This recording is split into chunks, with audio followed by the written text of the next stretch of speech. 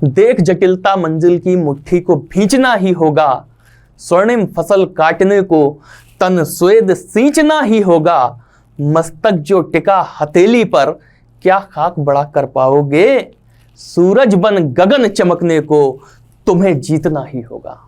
मैं आप लोगों के लिए लेकर आया हूं वीडियो 2018 का प्रीवियस ईयर का प्रश्न पत्र हिंदी के लिए। इसी तरीके से आगे हम जो भी वीडियोस अपलोड करेंगे उनमें सारे सब्जेक्ट आपके कवर करवाएंगे। अब आप लोग ये सोच रहे होंगे कि सर कौन सी बहुत बड़ी आप नई चीज लेकर आए हैं, हजारों चैनल ऐसे हैं जिनमें इनका सॉल्यूशन आपको मिल जाएगा, लेकिन कुछ ना कुछ इसके अंदर जरूर नया है। पूरी तरीके से आपको विस्तृत व्याख्या दी जाएगी और आपको ये एक आइडिया लग जाएगा, साथ में ये भी बताया जाएगा कि किस तरीके से क्वेश्चन में वो कंफ्यूजन क्रिएट भी करते हैं। कुछ क्वेश्चन ऐसे होते हैं जिन्हें हम देख के लगने लगता है कि यार ये तो बहुत कठिन क्वेश्चन है और बड़ी आसानी से निपट जाते हैं। कुछ क्वेश्चन लगते हैं यार बहुत आसान क्वेश्चन है, उसे हम अपने हिसाब से वहां पे ऑप्शन भी लगा देते हैं और बाद में जब ऑफिशियल आंसर की आती है, फिर जब हम उनके आंसर मिलाते हैं तब हम ये देखते हैं यार ये तो मतलब आसान क्वेश्चन था और छोटी सी चीज हम नहीं पकड़ पाए, उस वजह से गड़बड़ हो गया। तो हिंदी के प्रश्न पत्र को हम लोग पूरी व्याख्या के साथ हल करेंगे और आप ये देखेंगे कि परीक्षा में हमें किस तरीके से प्रदर्शन करना होता है।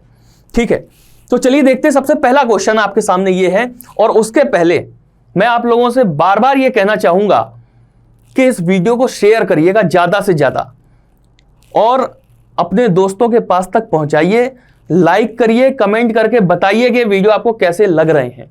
जो जितने भी हमारे चैनल की तरफ से आपको स्टडी मटेरियल प्रोवाइड कराया जा रहा है उस पर आपका फीडबैक हम लोगों के लिए एक ऊर्जा का स्रोत है। आप जैसा बताएंगे उस हिसाब से हम लोगों के अंदर नई नई मतलब क्रिएटिविटी, एक नया कुछ करने की आपके लिए इच्छा होती है, क्योंकि एक अध्यापक जो होता है वो सबसे पहले ये जानता है कि बच्चे को क्या चाहिए, लेकिन उसके बाद उसके ऊपर भी अगर बच्चे के पास से अगर कोई इच्छा ऐसी जाहिर की जा रही है तो फिर अध्यापक उसमें 100% पूरी ऊर्जा के साथ देने का प्रयत्न करता है। चलिए खैर, हम लोग ये सब करते रहेंगे। पहला क्वेश्चन हम लोग देखते हैं कि निम्नलिखित में से कौन सा पत्र वैयक्तिक पत्र की श्रेणी में आएगा। कौन सा पत्र वैयक्तिक पत्र की श्रेणी में आएगा? ठीक है, वैयक्तिक पत्र की श्रेणी में आएगा। ठीक है, अब पहले तो हमें यह पता होना चाहिए कि वैयक्तिक पत्र होता क्या है। वैयक्तिक पत्र होता है जब हम अपने किसी अजीज को, अपने किसी करीब को, अपने किसी दोस्त को, मित्र को, रिश्तेदार को जब हम कोई पत्र लिखते हैं जिसमें हम अपनी व्यक्तिगत बातें लिख सकते हैं, और भाई घर में मम्मी कैसी हैं, पापा कैसे हैं, पढ़ाई कैसी चल रही है, तो ये क्या है, ये व्यक्तिगत बातें हैं। ठीक है ना, तो ये वैयक्तिक पत्र हो गया। और जब वैयक्तिक पत्र की बात आपके सामने आई और इतना आपने जब हमसे सुना तो आपको बिल्कुल भी समय नहीं लगा इसका आंसर बताने के लिए कि जो मित्र को पत्र लिखा जाएगा वो वैयक्तिक पत्र हो जाएगा। बताइए समझ में। व्यापारिक पत्र, इसके नाम से ही हमें पता लग रहा है कि व्यापारिक पत्र क्या होता है। ठीक है, जो व्यापार संबंधी जो बातें हमारी होती हैं उन्हें एक दूसरे तक पहुंचाने के लिए जब हम कोई मतलब डील करते हैं या किसी प्रकार का कोई हिसाब किताब एक दूसरे तक पहुंचाना है तो फिर व्यापारिक पत्र की आवश्यकता पड़ती है। प्रार्थना पत्र हम लोग जानते हैं कि क्या होता है। ठीक है, संपादक के नाम पत्र क्या होता है, तो ये एक प्रकार की अपील होती है, एक निवेदन होता है किसी भी प्रकार का, तो ये संपादक के नाम पत्र हो गया। ठीक है, प्रार्थना पत्र हमें पता है कि छुट्टी के लिए किसी प्रकार का कोई प्रार्थना पत्र देना या अन्य कोई भी चीज है उसके लिए प्रार्थना पत्र देना। ठीक है, तो ये प्रार्थना पत्र हो गया। और संपादक के नाम पत्र भी जो एक तरीके से ये समझ लीजिए कि उसे हम प्रार्थना पत्र की श्रेणी में रख सकते हैं अगर हम उससे कोई निवेदन कर रहे हैं किसी भी प्रकार का। तो उम्मीद है कि आप लोगों को पहला क्वेश्चन बहुत अच्छे से समझ में आ गया होगा और यह बात भी समझ में आ गई होगी कि वीडियो के एग्जाम में पत्र आते हैं, पत्र से संबंधित प्रश्न आते हैं और किस स्तर के आते हैं। अगले क्वेश्चन पे हम लोग बढ़ते हैं। निम्नलिखित में कौन सी पत्र की विशेषता नहीं है? ठीक है, पहले क्या करना होता है कि क्वेश्चन को बड़ी ध्यान से हमें पढ़ना होता है कि कौन सी पत्र की विशेषता नहीं है।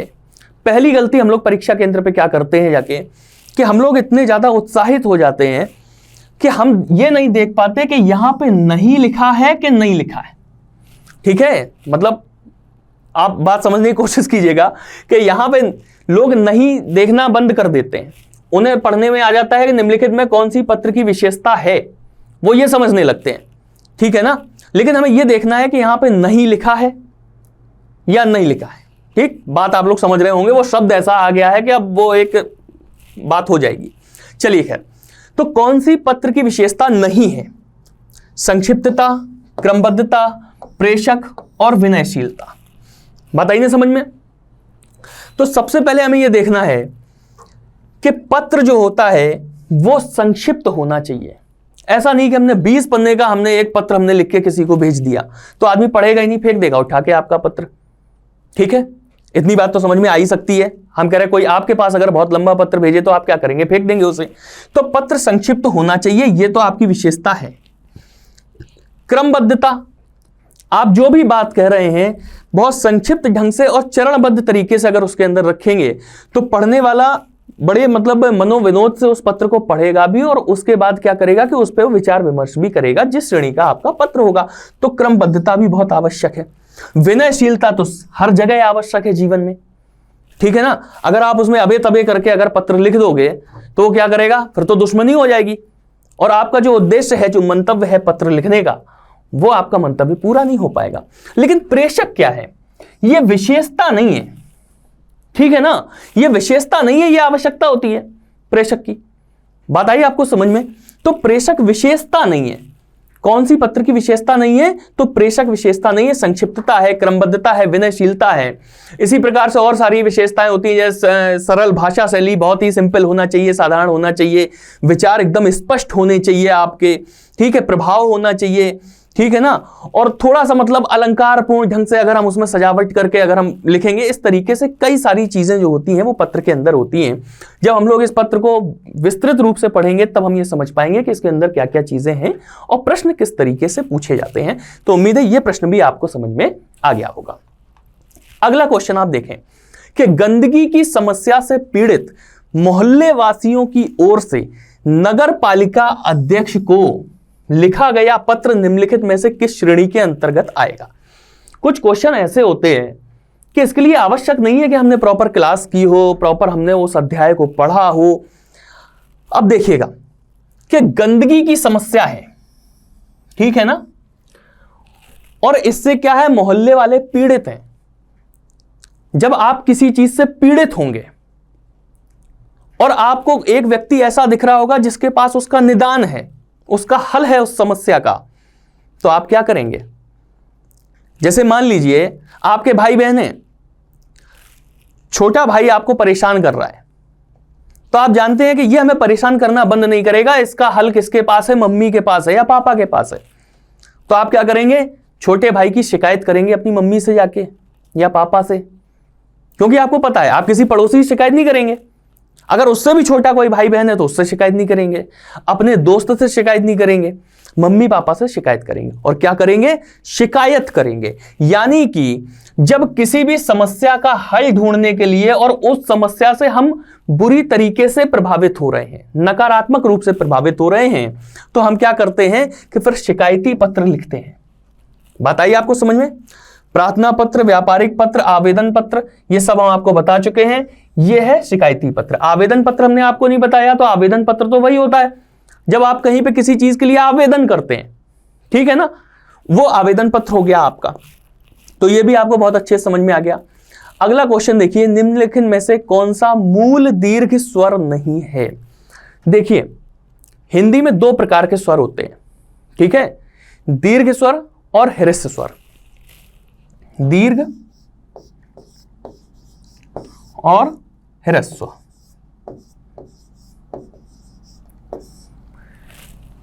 एक और होता है प्लुत स्वर, वो आपको संस्कृत में देखने को मिलेगा।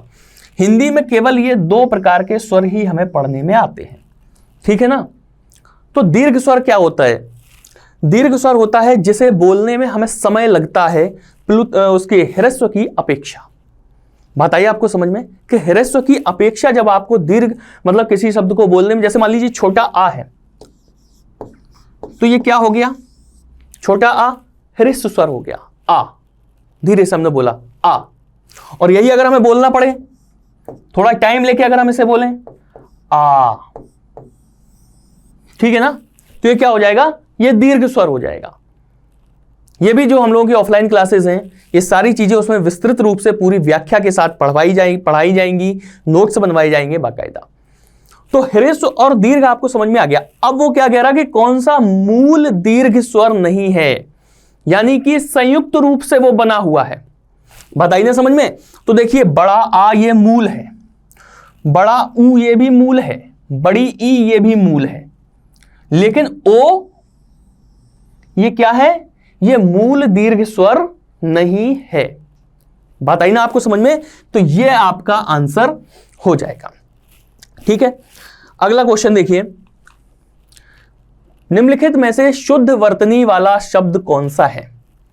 इस प्रकार के क्वेश्चन आते हैं और हमने ये देखा है कि अभ्यर्थी मतलब बहुत ज्यादा कंफ्यूज हो जाता है, और वैसे तो उसे नॉर्मल पता रहेगा, अब ये शब्द क्या है। अगर आप प्रॉपर अखबार पढ़ रहे हैं, आप किसी किताब को पढ़ते हैं, या आप इंटरनेट पे कोई भी अपना विषय अगर सर्च करते हैं, मतलब हर जगह ये शब्द इतने साधारण होते हैं कि हर जगह आपको मिलते हैं, और उसके बाद जब परीक्षा हॉल में जब हम बैठे होते हैं तो यही शब्द हमारे लिए चेतावनी देके आते हैं कि हमें बहुत ध्यान से पढ़ना, ध्यान से समझना, वरना 1 नंबर कम कर देंगे, और अगर 1 नंबर से सिलेक्शन रुक गया तो फिर अगली वैकेंसी आने तक तो रोते ही रहोगे कम से कम।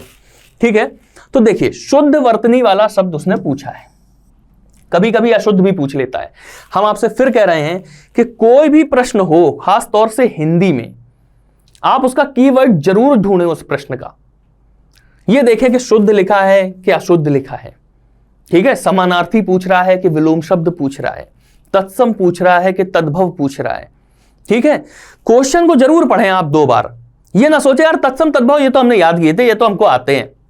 ठीक है, हो सकता है वो पूछ रहा होगा कौन सा तत्सम नहीं है, और आप पढ़ लें कौन सा तत्सम है, तो उत्तर तो तब भी गलत है, फिर वो आपका पढ़ा हुआ हो चाहे ना पढ़ा हुआ हो। इसलिए क्वेश्चन को बहुत ध्यान से पढ़ें।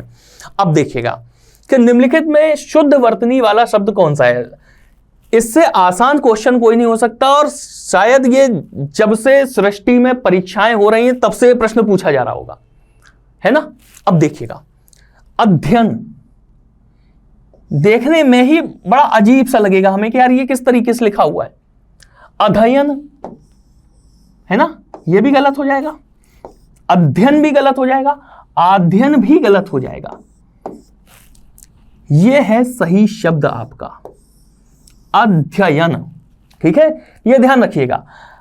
आ में कोई दिक्कत नहीं होती, ना में कोई दिक्कत नहीं होती, और ध्या भी हमारे ध्यान में रहता है।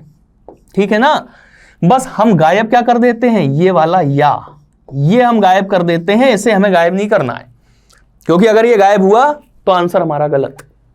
इसे हमें बना के रखना है, क्योंकि हमारे दिमाग में आ भी रहता है, ध्या भी रहता है, ना भी रहता है, और ये क्वेश्चन केवल इस वाले या की वजह से ही पूछा जाता है।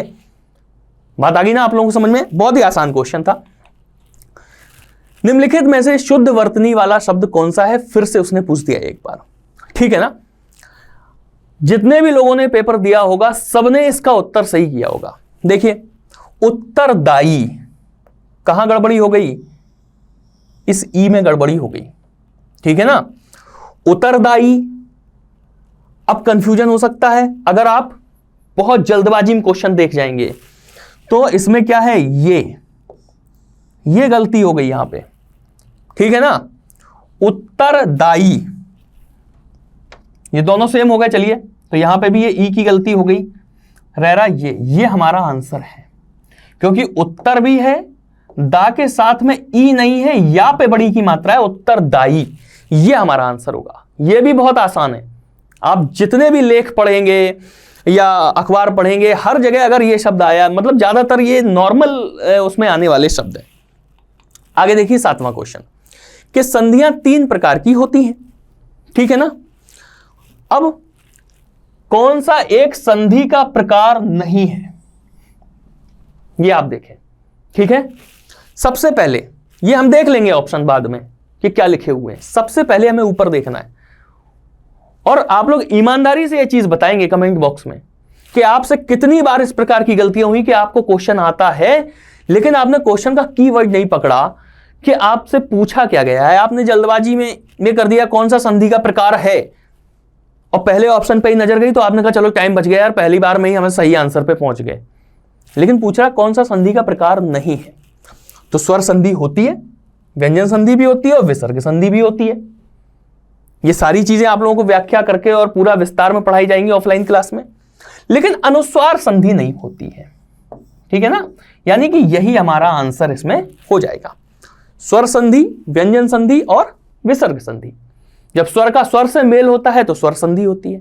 जब व्यंजन का स्वर या व्यंजन से मेल होता है और विकार उत्पन्न होता है तो व्यंजन संधि होती है। जब विसर्गों का स्वर या व्यंजन से होता है तो वहां पे विसर्ग संधि होती है। लेकिन अनुस्वार संधि कुछ भी नहीं होती है। बात आ गई आप लोगों को समझ में। अगला क्वेश्चन देखें, कौन सा व्यंजन संधि का उदाहरण नहीं है। देखिए कौन सा व्यंजन संधि का उदाहरण नहीं है, ठीक है ना। अब आप देखें, जगदंबा, विद्यालय, संतोष, अहंकार, ठीक है ना। तो आप देखिए जगदंबा का विच्छेद क्या होगा, जगत प्लस अंबा। जगत प्लस अंबा। बताइए आप लोगों को समझ में। अब देखिए जगत में ता और अंबा में आ, ठीक है ना। तो आ तो हो गया आपका स्वर, लेकिन ता क्या हो गया आपका, ये हो गया आपका व्यंजन, ठीक है ना। तो हमने आपको क्या बताया था कि जब स्वर का स्वर से मेल होता है वहां पर स्वर संधि होती है। और जगदंबा में तो जगत प्लस अंबा, अंबा में तो स्वर है लेकिन ता में व्यंजन है। तो यहां पे व्यंजन और स्वर का मेल हो रहा है, इसका मतलब क्या हो जाएगा कि जगदंबा हमारा आंसर नहीं होगा। इसी तरीके से संतोष की अगर हम बात करें तो सम प्लस तोष, ठीक है ना। तो यहां पे मां आया वहां ता आया, मतलब स्वर हमें मिला नहीं, तो इसका मतलब संतोष भी हमारा आंसर नहीं हो सकता। अहम प्लस कार, यह भी हमारा आंसर नहीं हो सकता। हमारा आंसर क्या हो जाएगा, विद्यालय हमारा आंसर हो जाएगा। क्यों हो जाएगा, क्योंकि इसका विच्छेद क्या होता है, विद्या प्लस आलय। आगे ना आप लोगों को बात समझ में। तो विद्या यानी कि बड़ा आ, आलय यानी कि बड़ा आ, और बड़ा आ और बड़ा आ मिलके क्या बना देता है, बड़ा आ बना देता है। बताइए समझ में।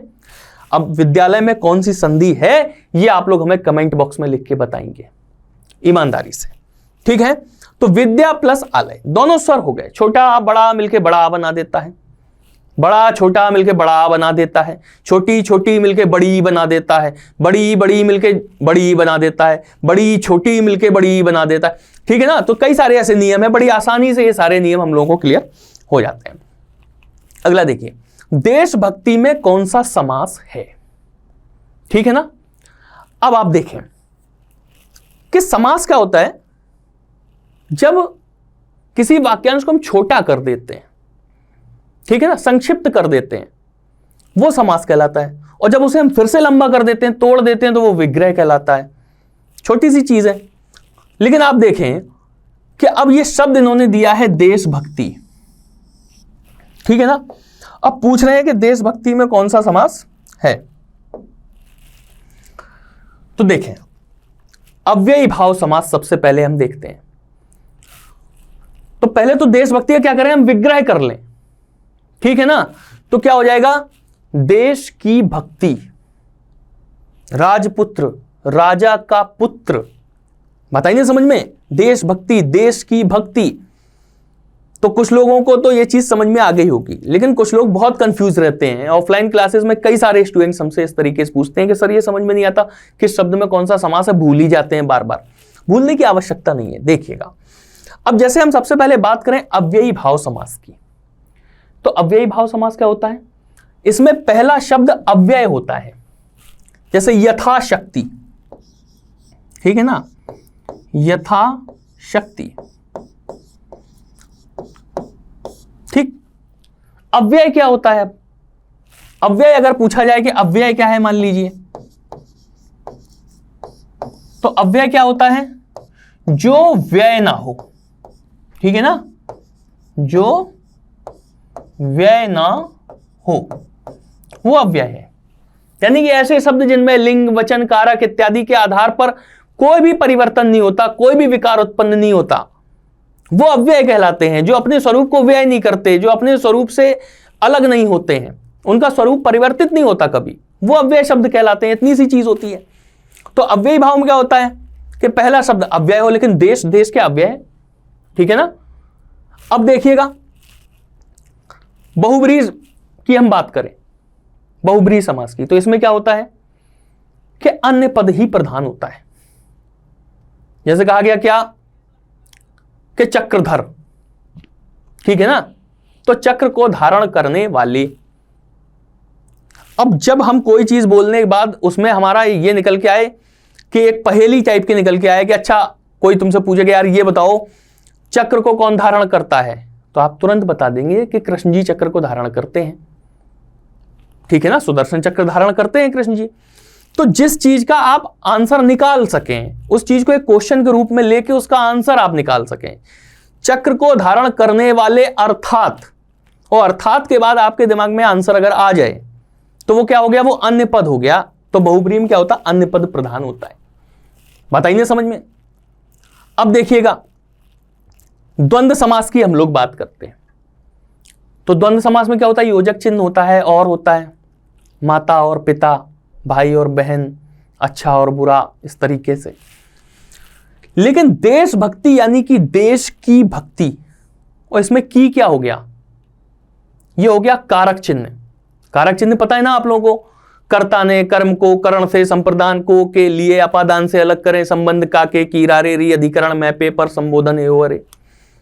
तो ये कारक चिन्ह अगर आपको विग्रह करने पर मिलता है तो वो क्या कहलाता है, आपका तत्पुरुष समास कहलाता है। और कारक चिन्हों के हिसाब से ही तत्पुरुष समास के भेद भी किए गए हैं। तत्पुरुष समास तो बहुत विस्तृत है, नए तत्पुरुष पूछने लगे हैं, अलुक तत्पुरुष पूछने लगे हैं, ठीक है ना। तो अगर ये सब अगर हम आपको इसी वीडियो में पढ़ाने लगेंगे तो फिर पेपर सॉल्व नहीं हो पाएगा, केवल तत्पुरुष समास हो पाएगा। तो इसलिए आपको यह भी ध्यान रखना है। ठीक, आगे देखते हैं, पंचवटी में कौन सा समास है। बहुब्रीहि हमने आपको बता दिया है, ठीक है ना, द्वंद्व हमने आपको बता दिया है, तत्पुरुष हमने आपको बता दिया। तो आप पंचवटी देखकर आप तुरंत ये समझ जाएंगे कि 5 वटों का समाहार अर्थात कुछ भी नहीं निकल रहा, ठीक है ना। 5 और वटी ये भी नहीं निकल रहा, तो द्वंद्व भी नहीं है, और कोई भी हमें इसमें कारक चिन्ह भी नहीं मिल रहा। तो अब क्या हुआ, द्विगु समास हुआ। द्विगु समास की पहचान क्या होती है कि पहला पद संख्यावाची होता है। बताइए समझ में, त्रिदेव, पंचवटी, ठीक है ना, इस तरीके से। और तो इसका आंसर हो गया द्विगु समास, ठीक है। इसमें ज्यादा कुछ बताने की आवश्यकता नहीं। अधिकारी में उपसर्ग कौन सा है, ठीक। तो उपसर्ग सबसे पहले समझिए, जो शब्द के पहले लग के उसका अर्थ बदल देता है वो उपसर्ग होता है, जो शब्द के बाद लगता है वो प्रत्यय होता है, ठीक है ना।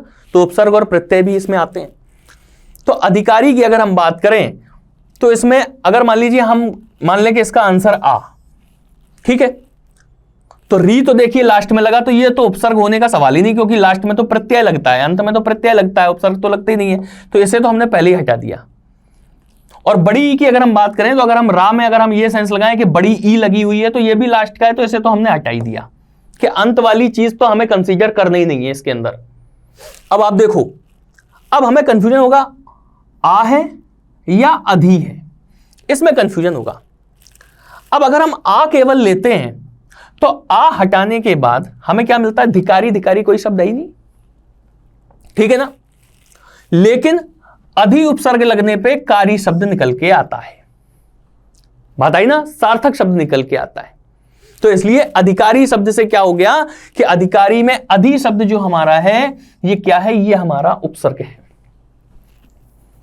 अधिकरण होता है, अधिगत होता है, अधिकार होता है ना। तो ये जो शब्द पहले लग जाते हैं वो क्या होते हैं, वो उपसर्ग होते हैं, और जो अंत में लगते हैं वो प्रत्यय होते हैं। देखिए आगे, किस शब्द में आ उपसर्ग नहीं लगा है। अब देखिए आप कि आप उपसर्ग हटाइए, आ उपसर्ग की बात हो रही है तो हम क्या करना शुरू करें कि सब में से आ को हटाना शुरू कर दें, ठीक है ना। और आ हटाने के बाद हम ये देखें कि किसमें हमें सार्थक शब्द मिल रहा है और किसमें हमें निरर्थक शब्द मिल रहा है, मतलब उसका कोई अर्थ नहीं है, मतलब आ के बिना बचे हुए शब्द का कोई वजूद नहीं है, ये हमें देखना है। तो इसमें से अगर हम आ अलग कर देंगे तो हमें मिलेगा कथ, ठीक। इसमें से आ अलग कर देंगे तो मिलेगा हमें चूक, इसमें से आ हटा देंगे तो हमें भेद मिल जाएगा, और इसमें से आ हटा देंगे तो हमें नुज मिल जाएगा, ठीक है ना। तो अकथ का मतलब क्या होता है, ना कहा गया, और कथ का मतलब कहा गया। आ हमने इसमें से हटाया, चूक हमें मिला, तो चूक भी एक सार्थक शब्द है, निशाना चूक जाता है, ठीक है ना। पेपर में आपका निशाना चूकना नहीं चाहिए, क्योंकि निशाना अगर चूक गया तो कम से कम 1-1.5 साल तो चूकता ही है उत्तर प्रदेश के अंदर, ये तो आप लोग बड़े अच्छे से जानते हो। तो आपको ये प्रयास करना है कि बस जो भी आपको सबसे पहला एक जो कारतूस मिले वो बिल्कुल निशाने पे लगना चाहिए, चूकना नहीं है। अब देखिए अभेद की अगर हम बात करें तो आ अगर हम हटा दें तो क्या मिला हमें, भेद, और भेद तो सार्थक शब्द है, ठीक है ना। जो दो लोगों में अंतर स्पष्ट करता है शब्द वही तो भेद होता है, भेदभाव की हम लोग बात करते हैं तो वो भेद शब्द है। लेकिन अनुज में से अगर हम आ हटा दें तो नुज क्या कोई शब्द है, नुज कोई भी शब्द नहीं है ना। तो हम समझ गए कि किसमें आ उपसर्ग नहीं लगा है, तो डी आंसर में, यानी कि अनुज में आ उपसर्ग नहीं लगाया गया है। अनुज एक स्वतंत्र अपने आप में एक शब्द है, अनुज का अर्थ होता है जिसका अर्थ होता है छोटा भाई, ठीक है ना। ये चीज है, इसमें से आ हम नहीं हटा सकते क्योंकि इसमें अलग से लगाया ही नहीं गया है, इसमें तो भेद शब्द में आ लगा के अभेद कर दिया, ठीक है ना। अकथ मतलब कथ में आ लगा दिया, चूक में आ लगा दिया, विलोम शब्द बन गया। आ उपसर्ग का ज्यादातर प्रयोग विलोम शब्द के लिए करते हैं, ठीक है ना। तो ये अभेद हो गया इस तरीके से। अगला क्वेश्चन देखते हैं, किस शब्द में नी प्रत्यय नहीं लगा है। बस सीधी सी बात, वही फॉर्मूला हमें अपनाना है जो अभी तक हम अपना रहे थे। हमें क्या करना है कि प्रत्यय की बात हो रही इस बार, और किस प्रत्यय की बात हो रही, नी प्रत्यय की बात हो रही है, ठीक है। तो नी प्रत्यय की अगर बात हो रही है तो हमें क्या करना चाहिए, और किसमें नहीं लगा है, तो जाहिर सी बात है कि हम सब में से नी प्रत्यय हटा के देख लें। आप लोग करना शुरू करिए अगर बात समझ में आ रही, हम अपनी बात पूरी करने के बाद हल बताते हैं, ठीक है। तो किसमें से नी प्रत्यय नहीं लगा है तो सब में से नी हटा हटा के देखने लगो। नी हटाने के बाद भी अगर हमें सार्थक शब्द मिल रहा है तो इसका मतलब उसमें नी अलग से लगाया गया है, और नी हटाने के बाद अगर सार्थक शब्द नहीं मिल रहा है, वो शब्द बर्बाद हुआ जा रहा है, तो इसका मतलब क्या हुआ कि उसमें से नी मूल रूप से लगा हुआ है, उसमें अलग से लगा के उसका शब्द परिवर्तन नहीं किया गया है। अब देखिए शेर और नी, ठीक है। तो नी क्या है, इसमें अलग से लगाया गया है, शेर शब्द से नी लगा के उसे स्त्रीलिंग में परिवर्तित किया गया उस शब्द को। नौकरानी, ठीक है ना। मोरनी, तो मोर में हमने क्या किया कि नी लगा दिया, नी हटा दो तो मोर हो जाएगा, और नी लगा दिया तो मोरनी हो गया, ठीक है। दोनों सार्थक शब्द हैं। कुटनी, ठीक है ना। तो कुट भी एक शब्द है, कुट तो आप लोगों को पता होगा, कुटाई पिटाई होती है। जब वीडियो का एग्जाम का जब रिजल्ट नहीं आ रहा था, लड़के जब वहां पे आयोग पे धरना प्रदर्शन कर रहे थे, और तब क्या करते थे, पुलिस वाले कूट देते थे उन लड़कों को, ठीक है। बहुत संघर्ष किया उन लड़कों ने, और जो कम से कम ईमानदारी से भर्ती हुए थे उन्होंने तो बहुत ही संघर्ष किया। लेकिन कुछ जो बदतमीज लोग हैं उनकी सजा पूरे 1952 बच्चों को भुगतनी पड़ी, और उस चीज को आप अपने सौभाग्य के रूप में देखिए, जो हुआ सो हुआ, बीती हुई बात को भूल जाइए। लेकिन बस अब यह है कि ये सोचिए कि अब आने वाला मौका आपको नहीं छोड़ना है।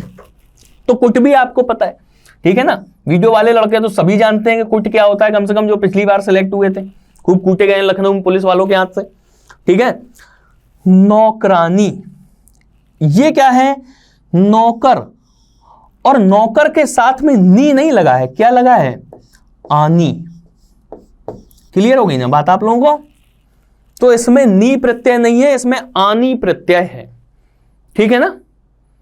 तो इतनी सी चीज आप लोगों को समझ में आ गई होगी। कौन सा शब्द तत्सम नहीं है, ठीक है ना। देखिए, कपाट, कूची, कीटक और कुंभकार। तत्सम क्या होता है और तद्भव क्या होता है? तत्सम को एक तरीके से हम शुद्ध शब्द मान सकते हैं, और तद्भव क्या है? उसका बिगड़ा हुआ स्वरूप, वो तद्भव है। इतनी सी चीज आपको समझ में आ गई।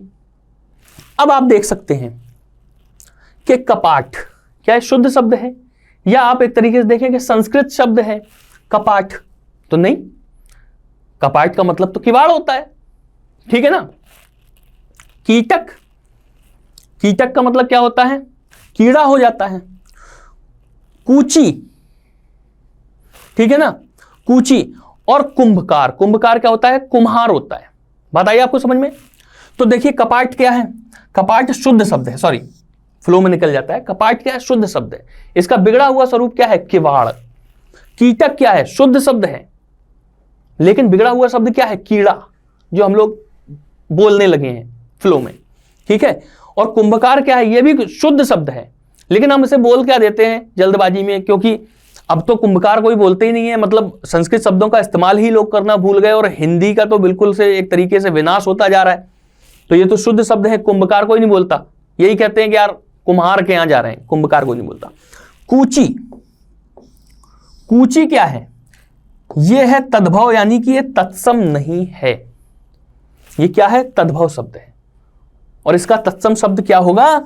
इसका तत्सम शब्द हो जाएगा कूर्चिका।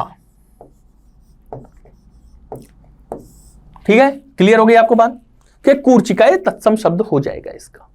ठीक है, अगले क्वेश्चन पे आते हैं। कौन सा शब्द तद्भव है? Same question. अब पीछे उसने कहा था तत्सम नहीं है, यहां पे उसने कह दिया तद्भव है। दोनों में सेम प्रोसेस हमें करनी है। पक्ष, पक्षी, पतन और पत्ता, ठीक है ना। इसका आंसर आप लोग सोच के बताइएगा कि 15 नंबर में निम्नलिखित में कौन सा शब्द तद्भव है? पक्ष, पतन, पक्षी और पत्ता। तो इसका आंसर क्या हो जाएगा? इसका आंसर हो जाएगा पत्ता, क्योंकि पत्ता का तत्सम क्या होता है? पत्ता का तत्सम होता है पत्र। बात आई आपको समझ में? बाकी पक्ष जो होता है उसे हम पाख बोल देते हैं, पाख, ठीक है ना। इसका आंसर आप लिख लीजिए पत्ता। और पत्ते का क्या होता है? पत्र हो जाता है, ठीक है। तो पत्ता तद्भव हो गया, पत्र इसका तत्सम हो गया। पक्षी का बिगड़ा स्वरूप मिल जाता है, कभी कभी पक्षी बोल देते हैं, पाखी बोल देते हैं, इस तरीके से बोल देते हैं, ठीक है ना। और पतन के भी बिगड़े स्वरूप हमें मिल जाते हैं इस तरीके से। तो पक्ष का पाख बिल्कुल सीधा सीधा हो गया, पत्ता का पत्र हो गया। आगे देखते हैं कौन सा शब्द तत्सम है? 16, शोभन, सोता और सोना। अब आप देखें, तत्सम, तत्सम यानी कि शुद्ध रूप,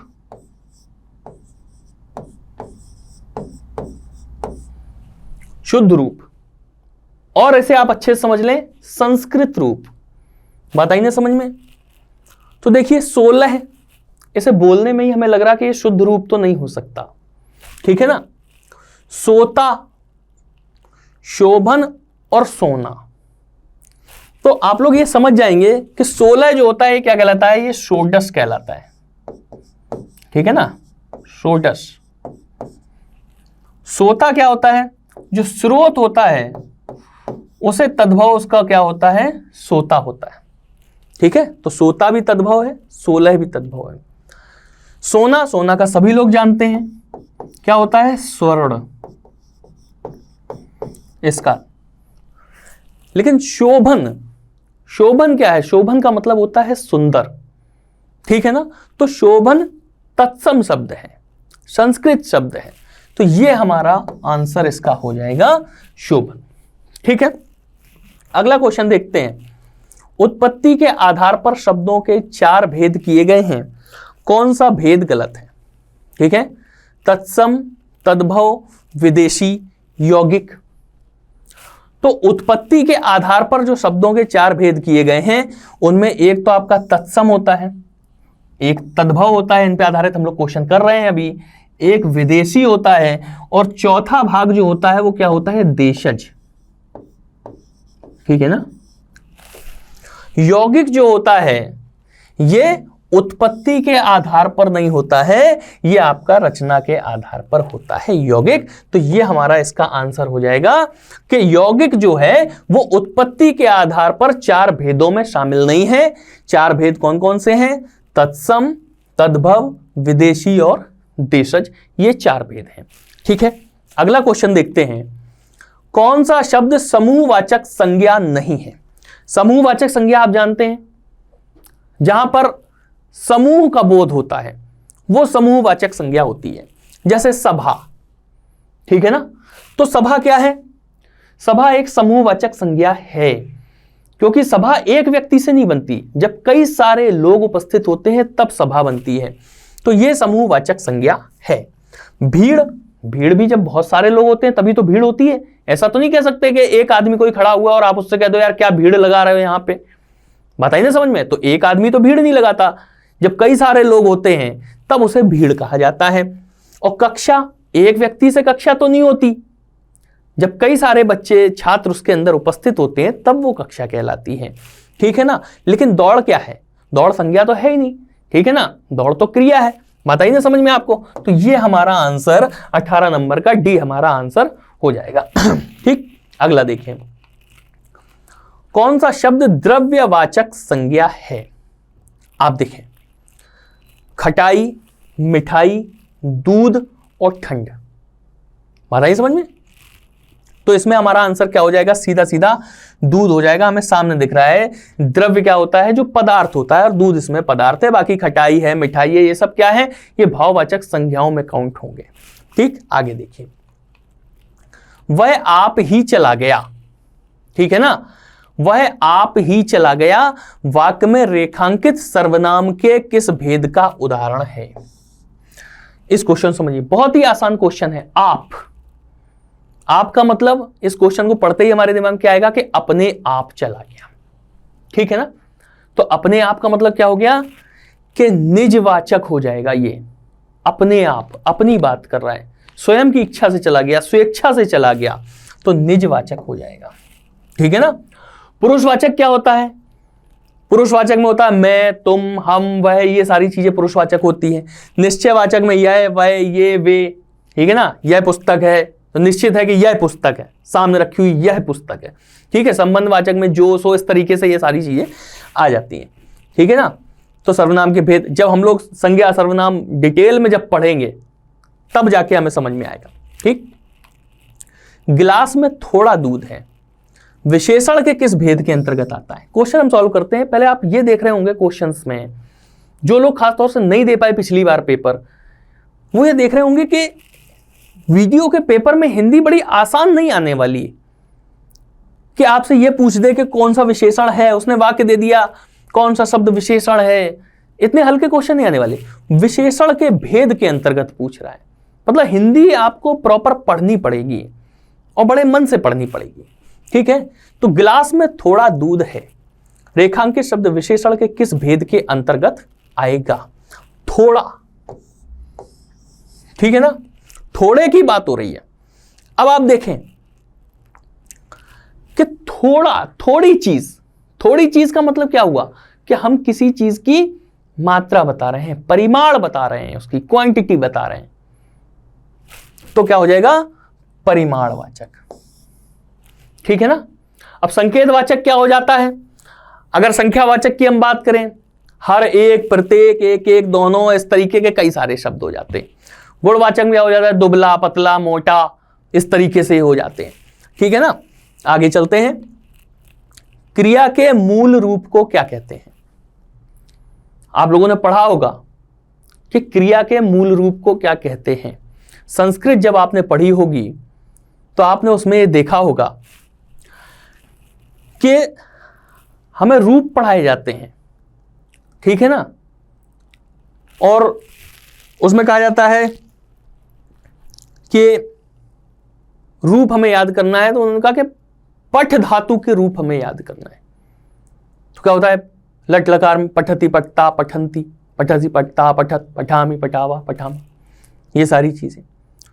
तो क्रिया पढ़ना ये क्या हो गई, क्रिया हो गई, लेकिन उसकी धातु कौन सी हो गई, पठ धातु हो जाती है, ठीक है ना, पठ धातु। तो क्रिया का जो मूल रूप है, पढ़ना किससे बना, पठ से बना है। बताइए आप लोगों को समझ में, पढ़ना पठ से बना है। इसलिए हमें क्या करना है कि क्रिया का मूल रूप क्या कहलाता है, क्रिया का, तो क्या कहलाता है, धातु कहलाता है क्रिया का मूल रूप। ठीक है, तो हिंदी के हम लोग अभी तक 22 क्वेश्चन कर चुके हैं। आगे की क्वेश्चन भी हम लोग सॉल्व करते हैं, बस 1 मिनट का हम समय लेंगे।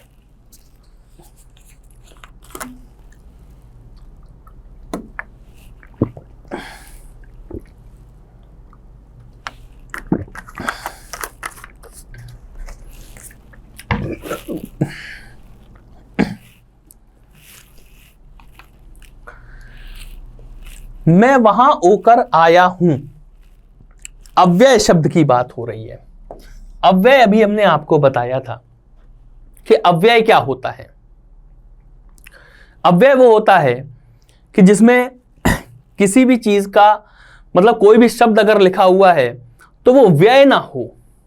ठीक है, पीछे वाला क्वेश्चन हम लोगों ने क्रिया का देखा हुआ था मूल रूप को, और उसके पहले हम लोगों ने देखा था। अब अगला क्वेश्चन हम लोग अव्यय का देख रहे हैं। मैं वहां होकर आया हूं, अव्यय शब्द कौन सा है, ठीक है ना। तो जैसे मैं वहां होकर आया हूं, ठीक है ना। तो इसमें अव्यय शब्द ऐसा कौन सा है जिसमें आप उसका किसी भी प्रकार से लिंग, वचन, कारक, इसके हिसाब से आप परिवर्तन नहीं कर सकते उसके रूप में, ठीक है ना।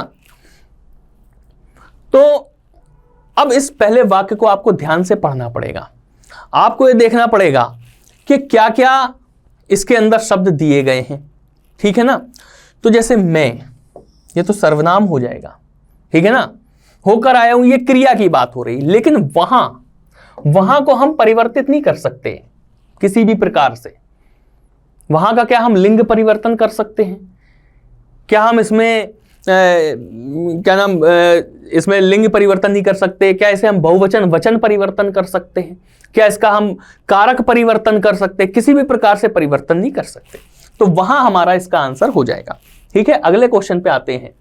उसने कटोरा भर दूध पिया, वाक्य में अव्यय शब्द कौन सा है। सेम वही क्वेश्चन आ गया, और आप ये बिल्कुल समझ लीजिएगा, अव्यय शब्द की बात कर रहा है कि अव्यय का क्वेश्चन आपको जितनी बार वीडियो का एग्जाम कैंसिल होके दोबारा होगा, हर बार आपको अव्यय शब्द मिलेंगे उसके अंदर, ठीक है ना। अव्यय हम आपको बता चुके हैं कि अविकारी शब्द होते हैं जिनमें किसी भी प्रकार से विकार उत्पन्न नहीं होता। उम्मीद है आप लोगों ने इसे पढ़ने के बाद पूरी तरीके से अपना आंसर निकाल लिया होगा कि उसने कटोरा भर दूध पिया।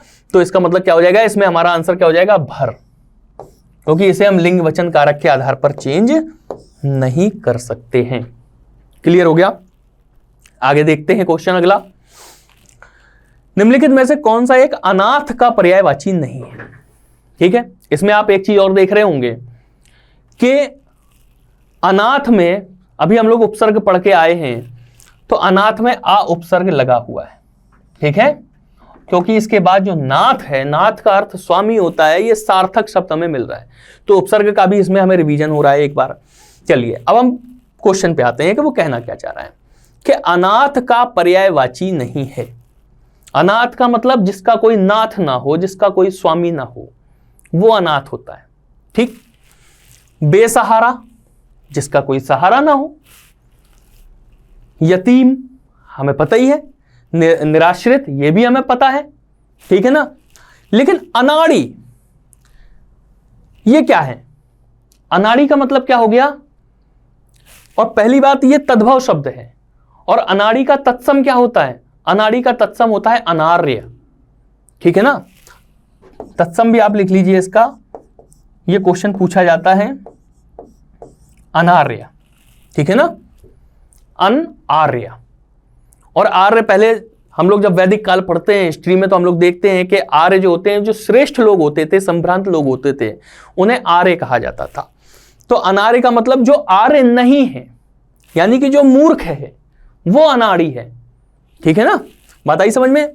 बाकी बेसहारा, यतीम, निराश्रित, ये तीनों जो हैं ये अनाथ के पर्यायवाची हैं, लेकिन अनाड़ी जो है वो मूर्ख का पर्यायवाची है। बात आई आप लोग समझ में? आगे देखें, निम्नलिखित में से विचित्र का पर्यायवाची क्या होगा? विचित्र बहुत अच्छा प्रश्न है, क्योंकि विचित्र को कई लोग कई सेंस में देखते हैं, कई भावों में देखते हैं इस शब्द को, लेकिन विचित्र का पर्यायवाची क्या होगा? पर्यायवाची क्या होगा?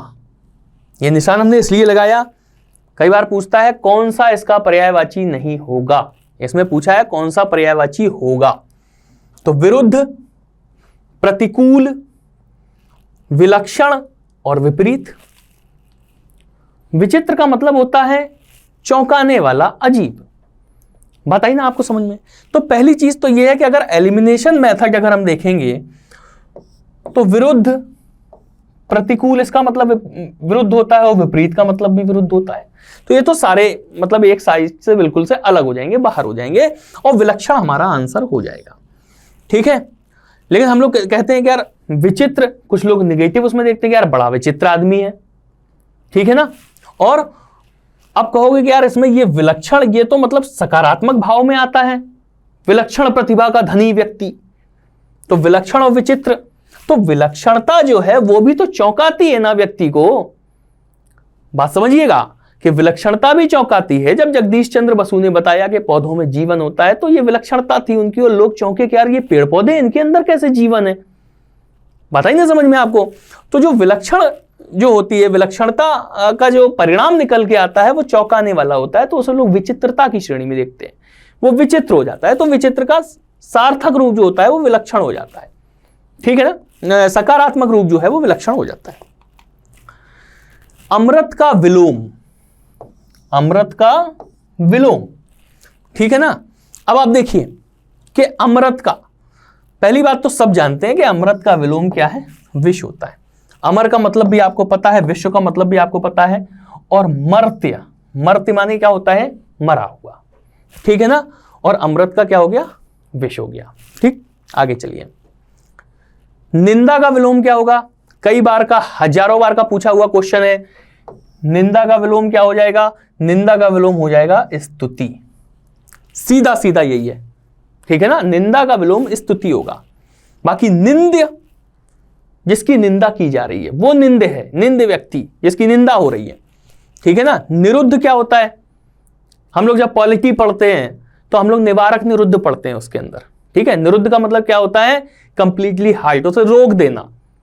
जब आपने देखा कि कोई भी चीज होती है, जैसे मान लीजिए किसान आंदोलन की बात चल रही थी पहले, तो उसमें क्या हुआ था कि विपक्ष के जो बड़े नेता थे, जो जन समूह को प्रभावित कर सकते थे उन्हें अपनी बातों से, तो क्या किया गया था? उन्हें निरुद्ध कर दिया गया था।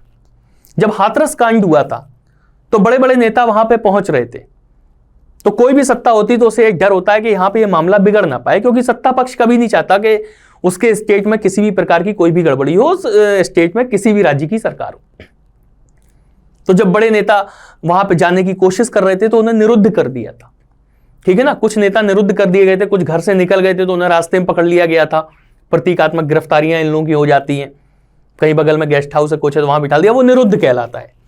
श्लाघ्य, श्लाघा का मतलब क्या होता है? प्रशंसा। आत्मश्लाघा क्या होती है? अपनी प्रशंसा। श्लाघ्य क्या होता है? जिसकी प्रशंसा हो रही है वो श्लाघ्य हो जाता है। बात आई समझ में? तो इसका भी अर्थ हमें पता लग गया, निंद का भी पता लग गया, निरुद्ध का भी पता लग गया, और स्तुति, वंदना, ये सब चीजें, किसी की वंदना करना, किसी की स्तुति करना, ठीक है ना। तो निंदा का विलोम क्या हो जाएगा? स्तुति हो जाएगा। ठीक, आगे देखिए।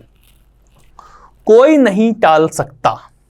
देखिए कितना मतलब डीप उसमें दिया हुआ है कि अब बताना है, ये 4 ऑप्शन आपको दिए हैं, इनमें से कौन सा आएगा। अब आप जल्दबाजी अगर आप कर देंगे तो आप क्या कर देंगे? आप नियत को आंसर लगा देंगे, आप निमित्त को आंसर लगा देंगे, नमित्त को लगा देंगे, लेकिन आंसर क्या होगा? पहली बात तो कंफ्यूजन किसमें होता है? नियत में और नियति में। गारंटी से समझ लीजिए कि 2-4% लड़के ऐसे जरूर रहे होंगे जो घर पे आके सिर पकड़ के बैठे होंगे, अरे यार ये क्या है, नियति लगाना था, जल्दबाजी में नियत लगा दिया, छोटी की मात्रा ही छोड़ दी। हिंदी हमारी इतनी विशुद्ध भाषा है, संस्कृत से निकली हुई भाषा है, और संस्कृत वैज्ञानिक भाषा है। बताइए ना, सारी भाषाओं का सम्मान है, लेकिन हिंदी हमारी आत्मिक भाषा है, हमारी आत्मीयता से जुड़ी हुई भाषा है, तो हमें इसे अपने करीब रखना चाहिए। जब हम इससे दूर होने लगते हैं ना, तब ये छोटी छोटी ऐसी गलतियां जो हैं वो होने लगती हैं, जिन्हें जो बाद में जब हम पेपर देके आते हैं तो हम अपने ऊपर हंसते हैं उन गलतियों को लेके। हमें गुस्सा नहीं आता अपने ऊपर, हम हंसते हैं अपने ऊपर, खुद हंसते हैं। और कोई सुनता है कि यार तुम नियत और नियति में फर्क नहीं कर पाए, तो वो भी मतलब हंसता है, वो भी गुस्सा नहीं हुआ। घर में अगर मम्मी पापा पूछेंगे कौन सा क्वेश्चन गलत हुआ, 29 नंबर गलत हो गया हिंदी का, क्या क्वेश्चन था कि ये क्वेश्चन था, क्या लगा दिया, नियत लगा दिया, तो पापा कहेंगे यार नियत लगा दिया तुमने, तुम्हें तो नियत ही लगाना चाहिए था इसके अंदर। बताइए समझ में, तो क्वेश्चन कुछ नहीं, बहुत आसान क्वेश्चन है, लेकिन तब भी लोग गलतियां करते हैं। तो मुख्य चीज ये है, केवल पढ़ना ही पर्याप्त नहीं है, क्वेश्चन को ढंग से पढ़ना पर्याप्त है। एग्जाम हॉल के अंदर क्वेश्चन को समय दीजिए, हम क्वेश्चन को समय नहीं देते। हम यहां से मैनेजमेंट क्या करके जाते हैं, हमें इतनी देर के अंदर इतना आंसर निकालना है। अरे ये भी बना लो कि हमें एक क्वेश्चन को कितना समय देना है पढ़ने के लिए। बताइए ना समझ में, क्वेश्चन को जरूर पढ़ना है, ठीक। तो नियत, निमित्त, नियति और नमित्त, तो ये तो हम समझ गए कि इसका आंसर हो जाएगा नियति, कि नियति को कोई नहीं टाल सकता, नियति या होनी। बताइए ना समझ में, तो होनी को तो कोई नहीं टाल सकता, जो होना है वो होना है, ठीक। बताइए ना समझ में। नियत का मतलब क्या होता है, स्थिर। कोई भी चीज है वो नियत है, तो इसका मतलब क्या है कि वो स्थिर है, वो निश्चित है। निमित्त का हेतु के अर्थ में हम प्रयोग करते हैं। ईश्वर के निमित्त हमने प्रसाद चढ़ाया, ईश्वर के लिए प्रसाद चढ़ाया, ईश्वर के हेतु प्रसाद चढ़ाया, ठीक है ना। तो निमित्त का मतलब क्या होता है, हेतु के अर्थ में हम इसका प्रयोग करते हैं, के लिए के अर्थ में हम इसका प्रयोग करते हैं निमित्त, क्योंकि यही शब्द ऐसा है जो आपको कंफ्यूज कर सकता है, या अगली परीक्षा में निमित्त के विषय में कोई भी क्वेश्चन वो बना के आपको दे सकता है, ठीक है ना। आगे देखिएगा, अपने के लिए लड़ना धर्म है, 30 नंबर क्वेश्चन आप देखिएगा, ठीक है ना। 30 नंबर, सत्व, सम्मति, सम्मत, स्वत्व, इसमें क्या आंसर हो जाएगा कि अपने सत्व के लिए लड़ना, अपनी सम्मति के लिए लड़ना, अपने स्वत्व के लिए लड़ना, सम्मत के लिए लड़ना। तो हम ये समझ गए कि सम्मति क्या होती है, सहमति होती है। सम्मत क्या होता है, जब सब लोग सहमत हो जाते हैं तो वो सम्मत हो जाते हैं, ठीक है। स्वत्व, स्वत्व यानी कि अपने अस्तित्व के लिए, अपने लिए, अपने अभिमान के लिए, स्वाभिमान के लिए, वो स्वत्व होता है। बताइए ना आपको समझ में। तो ये इसका आंसर हो जाएगा 30 नंबर क्वेश्चन का। अनियमित के लिए उचित वाक्यांश चुने। अनियमित के लिए उचित वाक्यांश चुने, जिस पर कोई नियंत्रण ना हो। पहले तो शब्द हम ध्यान से देखें, अनियमित है कि अनियंत्रित है, ठीक है ना। तो अनियमित शब्द है, जिस पर कोई नियंत्रण ना हो, तो वो क्या हो जाएगा, वो तो अनियंत्रित हो जाएगा, ठीक है ना। जिसके संबंध में कोई निर्णय ना हुआ हो, वो क्या हो जाएगा, वो अनिर्णीत हो जाएगा। क्या हो जाएगा,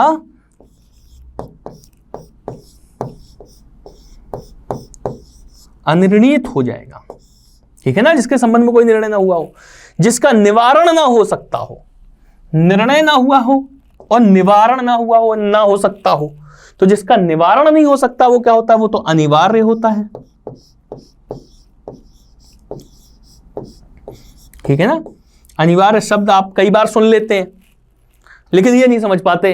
कहते हैं ना, यार मेरी बर्थडे पार्टी है, तुम्हारा आना अनिवार्य है। जब हमें हिंदी बोलने का शौक चढ़ता है तो हम हिंदी शब्द बोलते हैं, तुम्हारा आना अनिवार्य है, ठीक है ना। लेकिन अनिवार्य का मतलब क्या हुआ कि इसका निवारण नहीं हो सकता, मतलब कोई भी एक्सक्यूज चलेगा नहीं, आपका कोई बहाना नहीं चलेगा, आपको पार्टी में जलूल जलूल आना है। बताइए ना, ये कार्ड में छपते हैं ना जलूल जलूल वाले, वो वाले। तो जलूल जलूल जो होता है ना, वो अनिवार्य ही है। क्लियर। जिसके संबंध में कोई निर्णय ना हुआ हो, अनिर्णीत। जिस पर कोई नियंत्रण ना हो, अनियंत्रित, ठीक है ना। अनियंत्रित वाहन अक्सर दुर्घटनाएं करते हैं, अनियंत्रित हो जाएगा। और जो नियम के अनुकूल ना हो, नियमानुकूल, नियम के अनुकूल, ठीक है ना, जो नियम के अनुसार ना हो, नियम के विरुद्ध हो, वो होता है अनियमित। बात आई समझ में? ये आपका आंसर इसका हो जाएगा अनियमित। अब आप देखिए अगला क्वेश्चन, जिस पर आक्रमण हो वाक्यांश के लिए ध्यान से पढ़ना है। जिस पर आक्रमण हो, जिस पर आक्रमण हो, ठीक है ना। आक्रमण तो भाई नहीं हो सकता, ठीक है ना। आक्रामक, आक्रामक क्या होता है? आक्रामक का एक पर्यायवाची उत्साहित भी होता है। आक्रामक हो जाना किसी के ऊपर, आपने अक्सर देखा होगा टीवी डिबेट में, दो पैनलिस्ट जब उसमें बैठे होते हैं और पार्टी प्रवक्ता वगैरह बैठे होते हैं तो वो आक्रामक हो जाते हैं एक दूसरे के ऊपर। और जब वो आक्रामक हो जाते हैं तो न्यूज चैनल वालों को बड़ा मजा आने लगता है। तो फिर बीच में क्या करते हैं, एक इधर पहला एक आदमी बैठा हुआ है, इधर दूसरा आदमी बैठा हुआ है, वो शांत नहीं कराते दोनों को, लड़ाई उनकी भड़काते रहते हैं, ठीक है। और बीच में ऐसा वीएस लिख के आ जाता है। जब ये वीएस लिख के आ जाए तो आप ये समझ लो कि ये दोनों एक दूसरे के ऊपर आक्रामक हो रहे हैं, ठीक है। ये चीज है। अब वहां न्यूज रूम में बाउंसर वगैरह होते हैं, वरना हो सकता है मार पिटाई भी हो जाए उनके बीच, तो वो आक्रामक हो जाते हैं इस तरीके से, ठीक है। आक्रामक, तो आक्रामक आप समझ गए। तो आक्रामक व्यक्ति जो है वो आक्रमण करता है, उसके ऊपर आक्रमण होता नहीं है, वो कर रहा होता है आक्रमण, ठीक है। आत्मघाती एक शब्द आया, ये तो जब आतंकवादी जब होते थे, जिन्हें आत्मघाती, जिन्हें मतलब उर्दू भाषा में फिदाइन भी बोलते हैं, तो आत्मघाती क्या होता है? जो स्वयं को नुकसान पहुंचाता है। कहते हैं ना ये आत्मघाती कदम है, तो इसका मतलब क्या हुआ कि ये स्वयं को नुकसान पहुंचाने वाला कदम है। अगर आप नहीं पढ़ रहे हैं, आपकी परीक्षा है और आप क्या कर रहे हैं, आप मूवी देखने जा रहे हैं, आप पार्टियां कर रहे हैं, आप घूमने जा रहे हैं, और 15 दिन बाद अगर आपका एग्जाम है, तो इसका मतलब क्या हुआ कि आप ये आत्मघाती कदम उठा रहे हैं, क्योंकि ये कदम आपका भविष्य बर्बाद कर सकता है, ठीक है। तो आत्मघाती भी नहीं है। आक्रांत, बात आई ना आपको समझ में? आक्रांत, हम लोगों ने कई सारे, जब हिस्ट्री हम लोग पढ़ते हैं इस तरीके से, तो क्या होता है कि विदेशी आक्रांता आए, उन्होंने हमारे देश को लूटा, ठीक है ना, ये सारी चीजें हो जाती हैं। तो आक्रांत शब्द क्या है? जिस पर आक्रमण हुआ हो। तो आक्रांता जो होते हैं वो आक्रमण करते हैं, और जो आक्रांत होता है वो क्या होता है? उसके ऊपर आक्रमण होता है। बात आई ना आप लोगों को समझ में? जो आक्रांत है वो उसके ऊपर हुआ है, और आक्रांता वो क्या होता है? आक्रमण करने वाला होता है, ठीक है। आक्रामक क्या होता है कि जो व्यक्ति एकदम से मतलब उसका बीपी हाई हो जाए, लड़ने लगे, चिल्लाने लगे, सामने वाले के लिए कुछ भी नुकसान कर पाए, वो आक्रामक हो जाता है। वो आक्रांता की स्थिति में आने लगता है, तो उसके पहले वो आक्रामक होता है, तब वो आक्रांता बनता है जाके, और फिर जिसके ऊपर वो हमला कर देता है वो आक्रांत हो जाता है, ठीक है। गुड़ गोबर कर देना, लगभग लगभग हर व्यक्ति ये बोलता है, गुड़ गोबर कर देना, ठीक है ना। आपकी परीक्षा है, आपका पेपर बिगड़ गया मान लीजिए, तो घर वाले कहते हैं गुड़ गोबर कर दिया, ठीक। जब आसान क्वेश्चन गलत हो जाए तो और भी एक आ जाता है गुड़ गोबर कर दिया, ठीक। तो इसका मतलब क्या होता है कि बना बनाया काम बिगाड़ दिया, कि यार सिलेक्ट हो जाते ना तो थोड़ा मम्मी पापा की टेंशन कम होती, थोड़ा सा उनकी हेल्प भी हो सकती है, और कुछ नया सोच रहे होंगे वो भी हो सकता। लेकिन क्या हुआ कि आपने पेपर बिगाड़ के क्या कर दिया? सब गुड़ गोबर कर दिया, सारे सपनों को आपने ध्वस्त कर दिया, ठीक है। तो बना बनाया काम बिगाड़ देना, कि थोड़ी सी पढ़ाई करके एक अच्छी नौकरी मिल सकती थी, लेकिन क्या किया आपने? लापरवाही में गुड़ गोबर कर दिया, यानी कि बना बनाया काम आपने बिगाड़ दिया। अगला क्वेश्चन देखें, हथियार डाल देना, ठीक। बहुत ही आसान है हथियार डाल देना। कोई भी परीक्षा आ रही मान लीजिए, और आपको यार ये तो बहुत मुश्किल है, ये हम पे नहीं हो पाएगा, तो क्या हुआ? आपने पहले ही हथियार डाल दिए। बात आई समझ में? लड़ने के पहले ही हथियार डाल दिए। हारने के पहले हार मत मानो, जीतने के पहले जीत मत मानो। गीता में लिखा है ना, कर्मण्येवाधिकारस्ते मा फलेषु कदाचन मा कर्मफल हेतुर्भुमाते संगोत्स्व कर्मणि। क्या कहते हैं जब अर्जुन विचलित होते हैं, तब कृष्ण जी क्या कहते हैं अर्जुन से? कि कर्म करो, फल की इच्छा मत करो, क्योंकि कर्म करना तुम्हारा काम है और फल देना मेरा काम है। बताइए समझ में? और अर्जुन ने क्या किया था? हथियार डाल दिए थे। अरे ये तो हमारे बंधु बांधव सब हमारे सम्मुख खड़े हुए हैं, इनसे हम कैसे युद्ध करेंगे? तब कृष्ण जी ने कहा हमें तो पाप मिलेगा, हम तो नरक में जाएंगे, उन्हें ये सब चल रहा था। इनके सामने तो हमारा गांडीव उठेगा ही नहीं, हम तो तीर ही नहीं छोड़ पाएंगे, साध ही नहीं पाएंगे। तब कृष्ण जी ने उनसे युक्ति बोली, ये श्लोक बोला। तो हथियार डाल दिए थे अर्जुन ने, हथियार डाल दिए थे, यानी कि सामने की सेना को देख के वो निराश हो गए थे। डरे नहीं थे लेकिन निराश हो गए थे कि हम राज्य के लिए, सत्ता के लिए केवल अपने भाई बांधवों का हम हत्या करेंगे उनकी, है ना। तो उन्होंने क्या किया था, उन्होंने कि पहले उन्होंने हार मान ली थी कि ऐसे मतलब जीतने से अच्छा तो ये है कि हम हार मान लें। उन्होंने हथियार डाल दिए, ठीक है ना। आपको हथियार नहीं डालना है। वीडियो 2018 चाहे जितनी बार कैंसिल हो और चाहे जितनी बार इसका री एग्जाम हो, हर बार आप निकालेंगे और हर बार पिछले एग्जाम से आप ज्यादा नंबर लेके आएंगे। ये आपको कसम खानी है। आपको हथियार नहीं डालना है, आपको हार नहीं माननी है। वीडियो 2018 के लिए क्लियर हो गया। आगे देखते हैं। चमड़ी जाए पर दमड़ी ना जाए, ये एक ऐसी उक्ति है, लोकोक्ति है कि कई लोग इसके विषय में अगर जानते होंगे तो बहुत अच्छे से जानते होंगे, और कुछ लोग ऐसे होंगे जो कहेंगे यार हमने तो मतलब सुनी नहीं कभी, और कुछ लोग तो ऐसे भी है जो 69 में, 79 में और 89 में फर्क नहीं कर पाते। तो उनके लिए तो ये बहुत बड़ी चीज हो जाएगी, चमड़ी जाए पर दमड़ी ना जाए। ये चमड़ी तो समझ जाएंगे, दमड़ी तो वो भी नहीं समझ पा रहे कि दमड़ी क्या होती है, ठीक है ना। देखिए, तो उपयुक्त अर्थ चुने। ये कहां से चीज शुरू हुई, जब हम लोग पंचतंत्र वगैरह की जब कहानियां पहले बचपन में पढ़ते थे, और भी आती थी मनोहर कहानियां वगैरह, उनमें छोटी छोटी मतलब जो किताबें बच्चों की कहानियां आती थी। एक बार बचपन में हमने एक कहानी इस तरीके से पढ़ी हुई थी कि एक सेठ जी थे, है ना।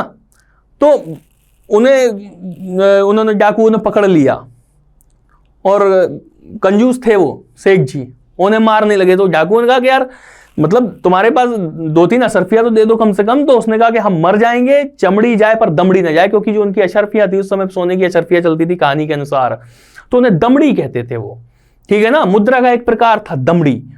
तो उन्होंने कहा कि चमड़ी जाए पर दमड़ी ना जाए, यानी कि वो पिटना मंजूर है, मरना मंजूर है, लेकिन लुटना मंजूर नहीं है। और ये उनका स्वाभिमान नहीं था, ये उनका क्या था, ये कंजूसी थी उनकी। उन्हें नहीं था कि यार हम सेठ और हमें लूट कैसे लेगा ये, उन्हें यह था कि यार जिंदा रहो तो पैसे के साथ जिंदा रहो, नहीं तो मर जाओ, ये था उनका। तो इसका मतलब क्या हुआ कि बहुत कंजूसी एक तरीके से इसका आंसर हो जाएगा, ठीक है ना, कि चमड़ी जाए पर दमड़ी ना जाए, इस तरीके से। तो बहुत कंजूस व्यक्ति जो होता है, ठीक है ना, वो कहलाता है। एक चीज ध्यान रखें कि एक होता है कंजूस और एक होता है मितव्ययी। मितव्ययी और कंजूस में क्या फर्क है ये समझ लीजिएगा।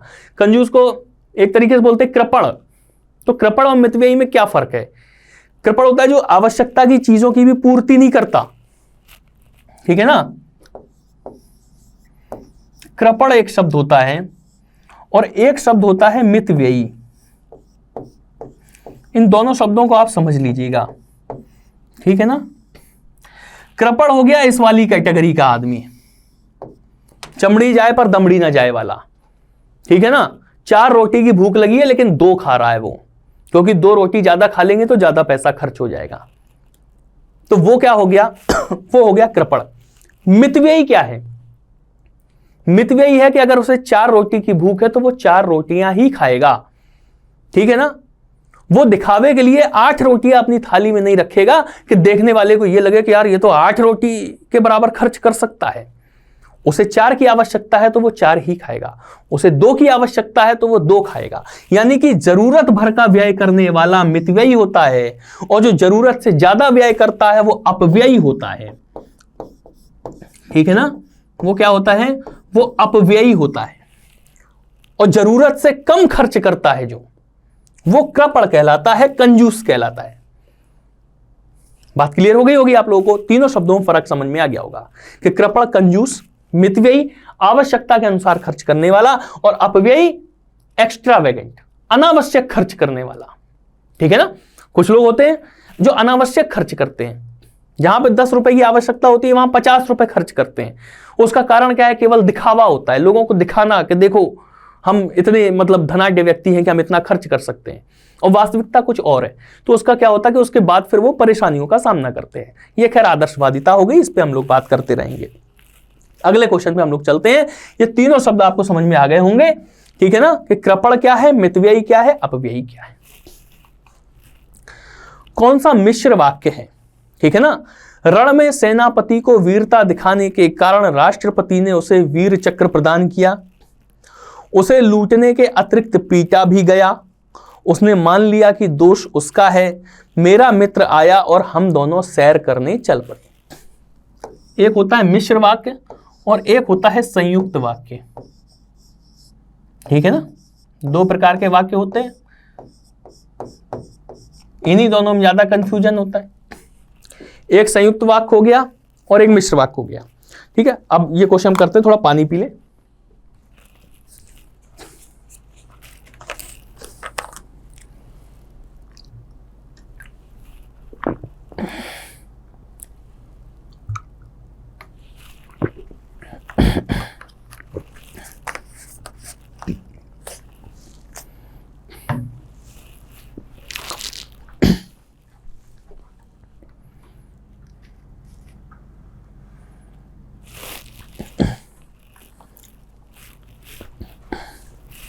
जी, एक मिश्र वाक्य हो गया और एक संयुक्त वाक्य हो गया।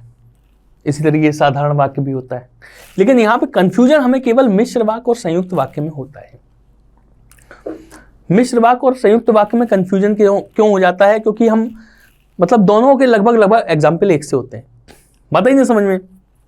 लेकिन बस केवल पहचानने वाली बात यह है कि मिश्र वाक्य जो होता है तो एक मूल वाक्य होता है और दूसरा उसका उपवाक्य होता है, बात आई समझ में। संयुक्त वाक्य क्या होता है कि उसमें भी दो वाक्य जुड़े हुए होते हैं, लेकिन वे दोनों अपने स्वतंत्र अर्थ देते हैं, बात आई समझ में। देखिए जैसे इसमें रण में सेनापति को वीरता दिखाने के कारण राष्ट्रपति ने वीर चक्र प्रदान किया। उसे लूटने के अतिरिक्त पीटा भी गया। उसने मान लिया कि दोष उसका है, ठीक है ना। उसने मान लिया और दोष उसका है। तो क्या माना उसने कि दोष उसका है, ठीक है ना। यह आश्रित उपवाक्य हो गया। इसने क्या माना? दोष उसका है, क्या हमारा दोष है, ठीक है ना। अब कहो उसने मान लिया, ठीक, तो ये क्या हो गया? ये अधूरा रह गया। ये उपवाक्य जो है इसका, ये इसे पूरा कर रहा है आगे, बात आई समझ में। इसी तरीके से देखिए अगला, वह दंड से बचना चाहता था इसलिए भाग गया। यह एक संयुक्त वाक्य है। इसका सरल रूप क्या होगा? तो देखिए संयुक्त वाक्य का आपको एग्जाम्पल मिल गया, ठीक है ना। क्योंकि वह दंड से बचना चाहता था इसलिए भाग गया। दंड से बचने के लिए वह भाग गया क्योंकि दंड से बचना चाहता था। वह भागा क्योंकि उसे दंड से बचना था। संयुक्त वाक्य में हमने आपको क्या बताया था कि दोनों वाक्य अपने में स्वतंत्र अर्थ वाले होते हैं, बताइए समझ में। दोनों स्वतंत्र अर्थ वाले होते हैं। वह दंड से बचना चाहता था और वह भाग गया, ठीक है ना। अब इसका हम साधारण रूप में इस्तेमाल करें, सरल रूप हमें इसका बनाना है, ठीक है ना। यह हो गया संयुक्त रूप। सरल रूप हमें बनाना है। तो आप देखें, क्योंकि वह दंड से बचना चाहता था इसलिए भाग गया। क्या ये हमें सरल वाक्य लग रहा है? कहीं से भी साधारण वाक्य लग रहा? नहीं लग रहा। वह दंड से बचने के लिए वह भाग गया। सीधा एक लाइन में उसने बात अपनी कह दी। दोनों वाक्य आपस में जुड़ गए, साधारण तरीके से पूरा बात आ गया, ठीक है ना। और ये कॉमा और इसलिए ये संयुक्त वाक्य की पहचान होती है। जब हम लोग इसे विस्तार से पढ़ेंगे तब हम लोग बहुत अच्छे से समझ जाएंगे कि ये सारी चीजें क्या होती। व्याकरणिक दृष्टि से शुद्ध वाक्य कौन सा है, ये समझें। वे अनेक विषय के ज्ञाता थे। इस समय 4 बजे हैं। सब लोग अपनी राय दें। आंसू से मेरा रूमाल भीग गया। बहुत कंफ्यूजन होता है और ये बिल्कुल सूखे नंबर होते हैं, ठीक है ना। वे अनेक विषय के ज्ञाता थे। इसमें क्या है? अनेक आया है तो यहां पे क्या आना चाहिए? विषयों आना चाहिए। सब लोग अपनी राय दें, इसमें क्या आना चाहिए? सब लोग की जगह सभी अपनी राय दें, ठीक है। आंसू से मेरा रूमाल भीग गया। आंसू एक नहीं होता, ठीक है ना। रूमाल भीग गया इसका मतलब एक आंसू से तो भीगेगा नहीं, तो एक आंसू कोई एक बाल्टी भर के तो आंसू होगा नहीं। अतिशयोक्ति अलंकार जब हम लोग पढ़ेंगे तो वहां पे अतिशयोक्ति अलंकार की बात अलग होती है। कुछ लोग हमें उदाहरण दे सकते हैं कि पानी पर आत को हाथ छुयो नहीं, नैनन के जल सो पग धोए। जब सुदामा जी कृष्ण के दरवाजे पर जाते हैं तब यह बताया जाता है कि मतलब उन्होंने पानी की परात नहीं छुई, केवल वो इतना रोए हैं कि वो थाल भर गया। ठीक है, तो थाल भर गया रोने के बाद, तो जाहिर सी बात है कि एक आंसू बहुत बड़ा रहा होगा। लेकिन अपने काव्य को खूबसूरत बनाने के लिए इस प्रकार के अलंकारों का प्रयोग किया जाता है, लेकिन ये यथार्थ नहीं है, ये प्रैक्टिकल नहीं है ये चीज। तो एक आंसू से मेरा रूमाल भीग गया, ये तो नहीं हो सकता। मतलब आंसू का मतलब एक ही आंसू है, क्या आएगा, आंसुओं से मेरा रूमाल भीग गया। लेकिन इस समय 4 बजे हैं, इस समय 4 बजे हैं, बिल्कुल शुद्ध वाक्य है, इसमें कोई भी गलती नहीं है। कुछ लोग गलती निकाल सकते हैं कि यहां पर समय है, यहां पर 4 बजे हैं, ठीक है ना। तो 4 बजे हैं, लेकिन कब बजे हैं, इस समय बजे हैं, इसी समय बजे हुए हैं 4। बताइए ना समझ में। तो ये हुआ, ये हमारा शुद्ध वाक्य है 38 नंबर क्वेश्चन। अगले क्वेश्चन पे आते हैं। निम्नलिखित में से कर्मवाच्य वाला वाक्य चुने। ठीक है ना, तो वाच्य होते हैं कर्मवाच्य, कर्तवाच्य। जैसे हम लोग इंग्लिश में पढ़ते हैं एक्टिव वॉइस, पैसिव वॉइस। तो क्या होता है, जब कर्म के अनुसार परिवर्तन होता है तो कर्मवाच्य हो जाता है, कर्ता के अनुसार होता है तो कर्तवाच्य हो जाता है। इसमें देखिएगा, बिल्ली के हाथों चूहा मारा गया, ठीक है ना। तो बिल्ली के हाथों मारा गया, और कौन मारा गया, चूहा मारा गया। यानी कि इसमें कर्ता भी है और इसमें कर्म भी है।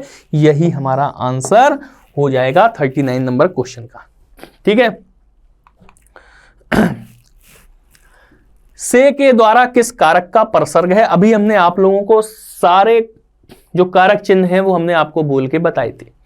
और एक चीज आप समझ लें कि कारक चिन्ह आपको कंठस्थ होने चाहिए, क्योंकि ये तत्पुरुष समास के दृष्टिकोण से भी बहुत ही महत्वपूर्ण हो जाते हैं। और उसके बाद जो है इस प्रकार के क्वेश्चन कारक चिन्ह से संबंधित आ जाते हैं। सारे कारक चिन्ह आपको याद होना चाहिए, ठीक है ना। कर्ता ने कर्म को करण से, संप्रदान को के लिए, को या के लिए, अपादान से, ठीक है ना। अधिकरण में, पे, पर, इस तरीके से आ जाता है, में, पे या पर। अब आप देख रहे होंगे कि 2 जगह से है, करण से, अपादान से, ठीक है ना। तो अपादान से और करण से 2 जगह से आया। तो अपादान का मतलब क्या होता है कि हम पेन से लिखते हैं, मान लो हम पेन से लिख रहे हैं बोर्ड के ऊपर, और दूसरा क्या होता है कि वृक्ष से फल गिरता है। दोनों जगह से का इस्तेमाल हुआ। तो ये पेन से हमारा संपर्क छूट नहीं रहा। जब संपर्क छूटे ना तो उसे क्या कहते हैं, तब वहां पे करण कारक होता है। बताइए समझ में। संप्रदान और अधिकरण, इन दोनों में कोई कंफ्यूजन किसी को नहीं होगा। कंफ्यूजन अपादान और करण में होगा, ठीक है ना। से और के द्वारा, पेन से मैं लिखता हूं या पेन के द्वारा लिखता हूं, बताइए ना समझ में। तो जहां पे से के साथ में के द्वारा का भी भाव निकल के आ रहा हो, पेन के द्वारा मैं लिखता हूं, पेन से मैं लिखता हूं, ठीक है ना। और अपादान का क्या होता है, अपादान जब कोई वस्तु का संपर्क टूट रहा हो,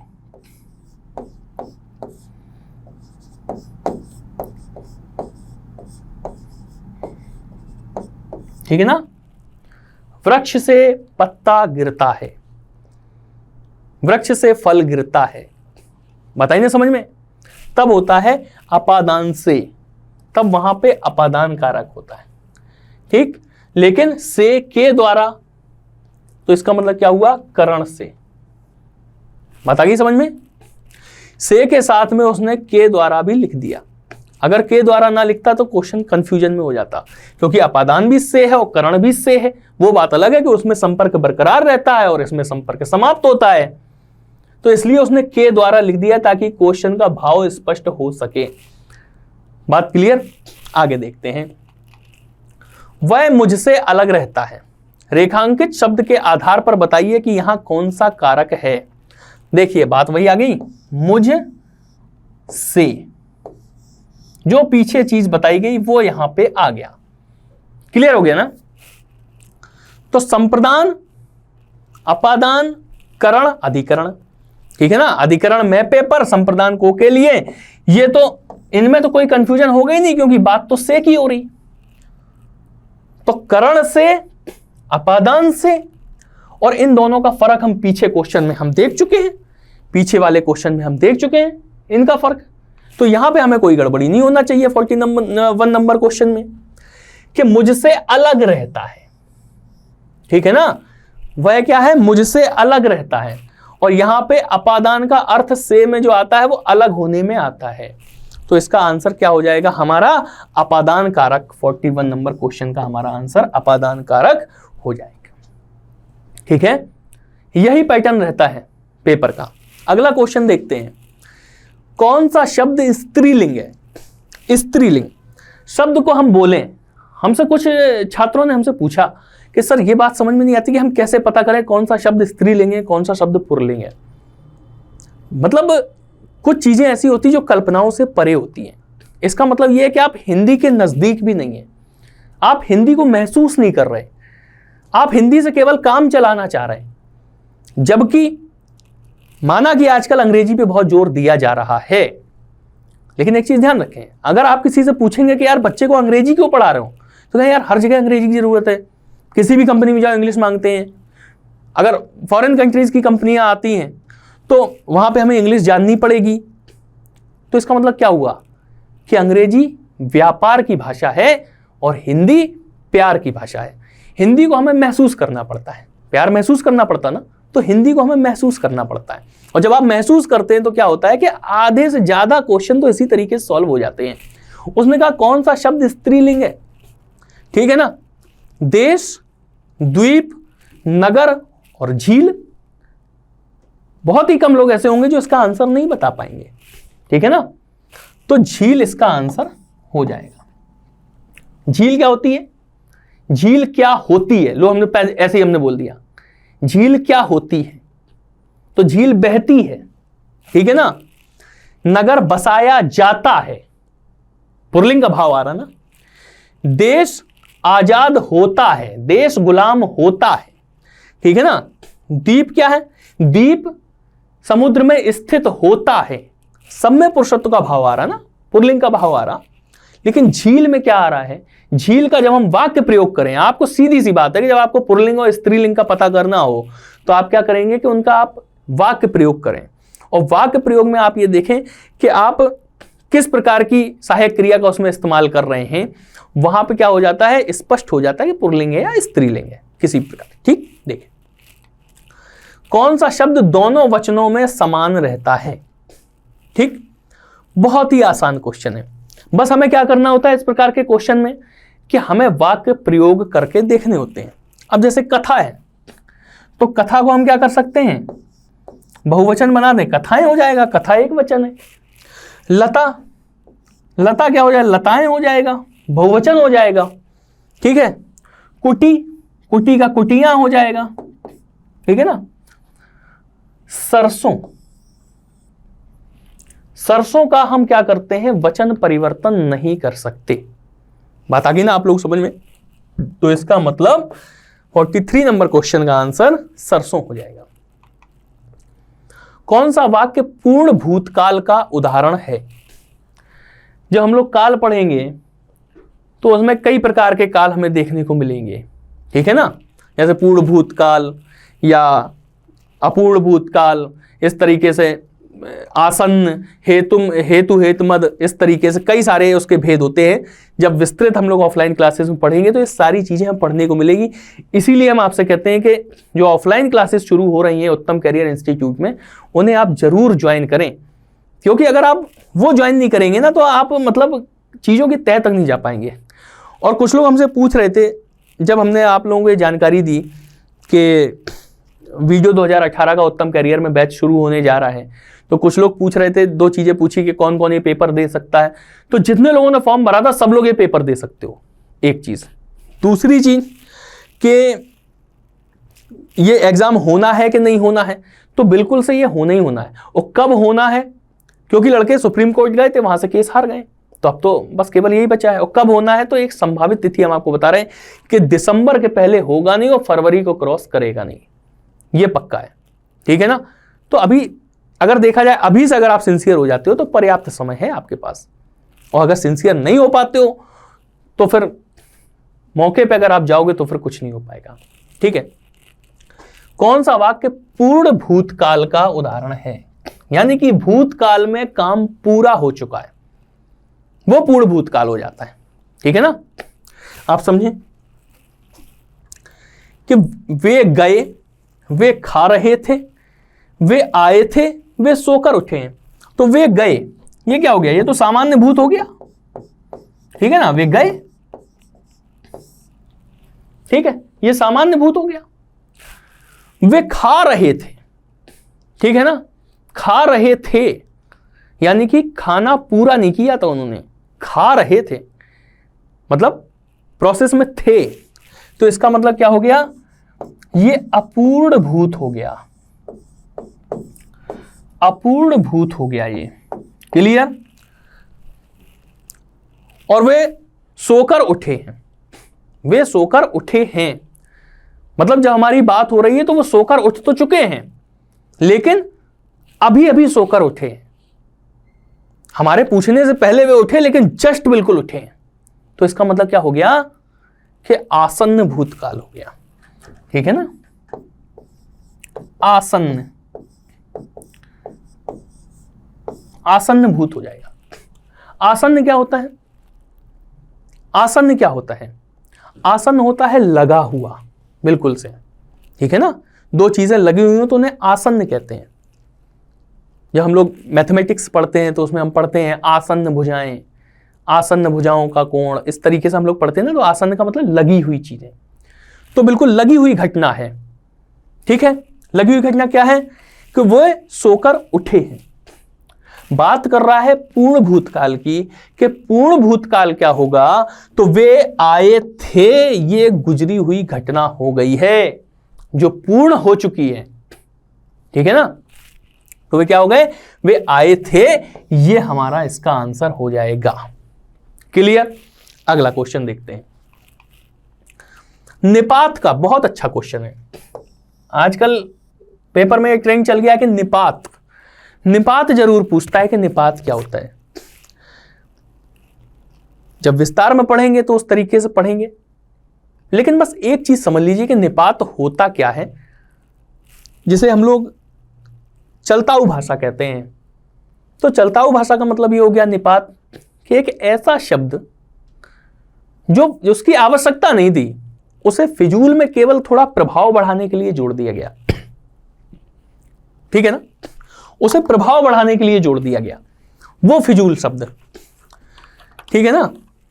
ठीक, निकट, इधर, कल। तो आप देख सकते हैं इसमें एक शब्द दिया है ठीक, एक वाक्य का आप प्रयोग कर सकते हैं, वह अभी आया। तो इसका मतलब क्या हुआ कि वह अभी आया, है ना। वह ठीक अभी आया, इसका भी वही मतलब है कि वह ठीक अभी आया। लेकिन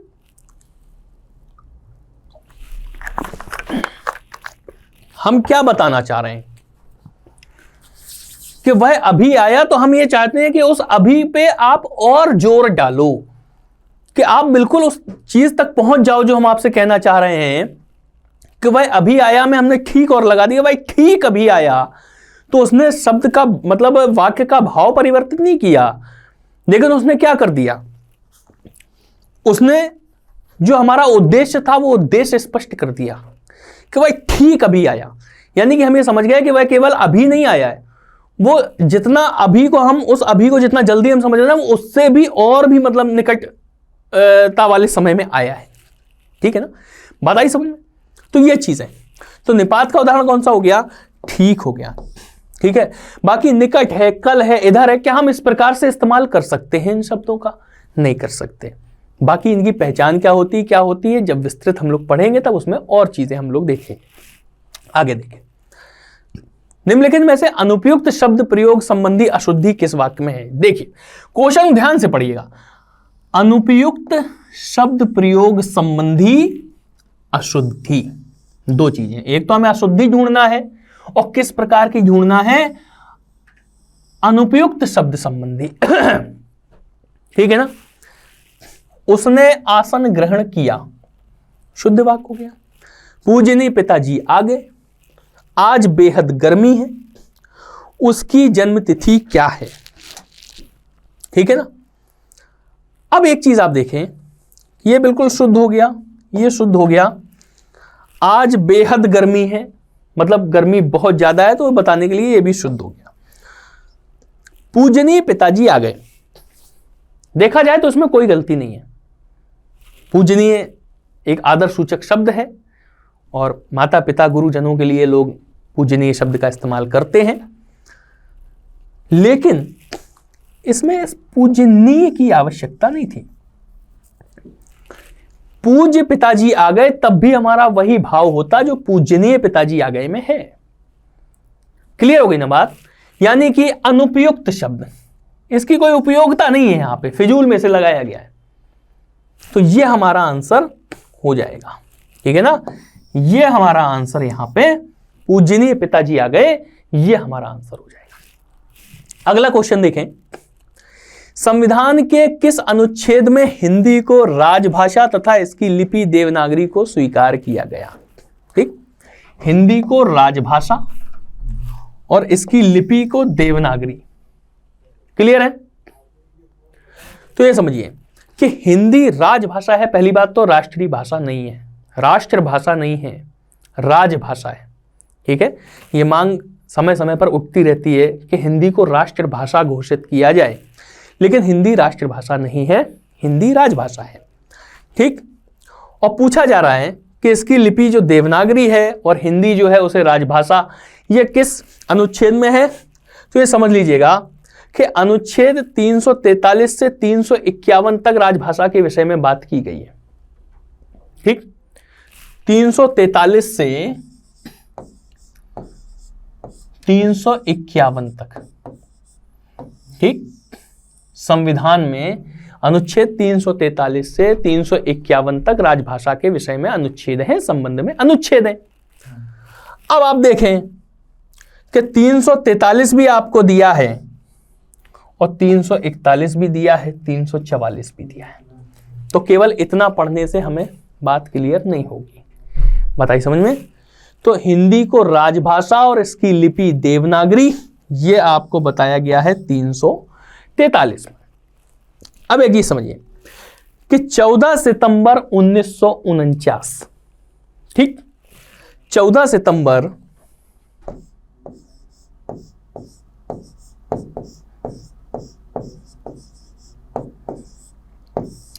1949, ठीक है। इसमें क्या हुआ था कि इसमें हिंदी को 14 सितंबर को हम लोग हिंदी दिवस मनाते हैं, ठीक है ना, हिंदी दिवस। ठीक। और एक होता है हमारा राष्ट्रीय हिंदी दिवस और एक होता है विश्व हिंदी दिवस। तो विश्व हिंदी दिवस हम कब मनाते हैं, ये हो गया हमारा राष्ट्रीय, ठीक है ना, ये राष्ट्रीय हिंदी दिवस हो गया। और विश्व हिंदी दिवस हम कब मनाते हैं, 10 जनवरी, ठीक है ना, 10 जनवरी से हम लोग विश्व हिंदी दिवस मनाते हैं। तो ये छोटे छोटे पॉइंट्स होते हैं, ये हम लोगों को याद रखना चाहिए, ठीक है ना। आगे देखें, कौन सी बोली उत्तर प्रदेश में बोली जाती है।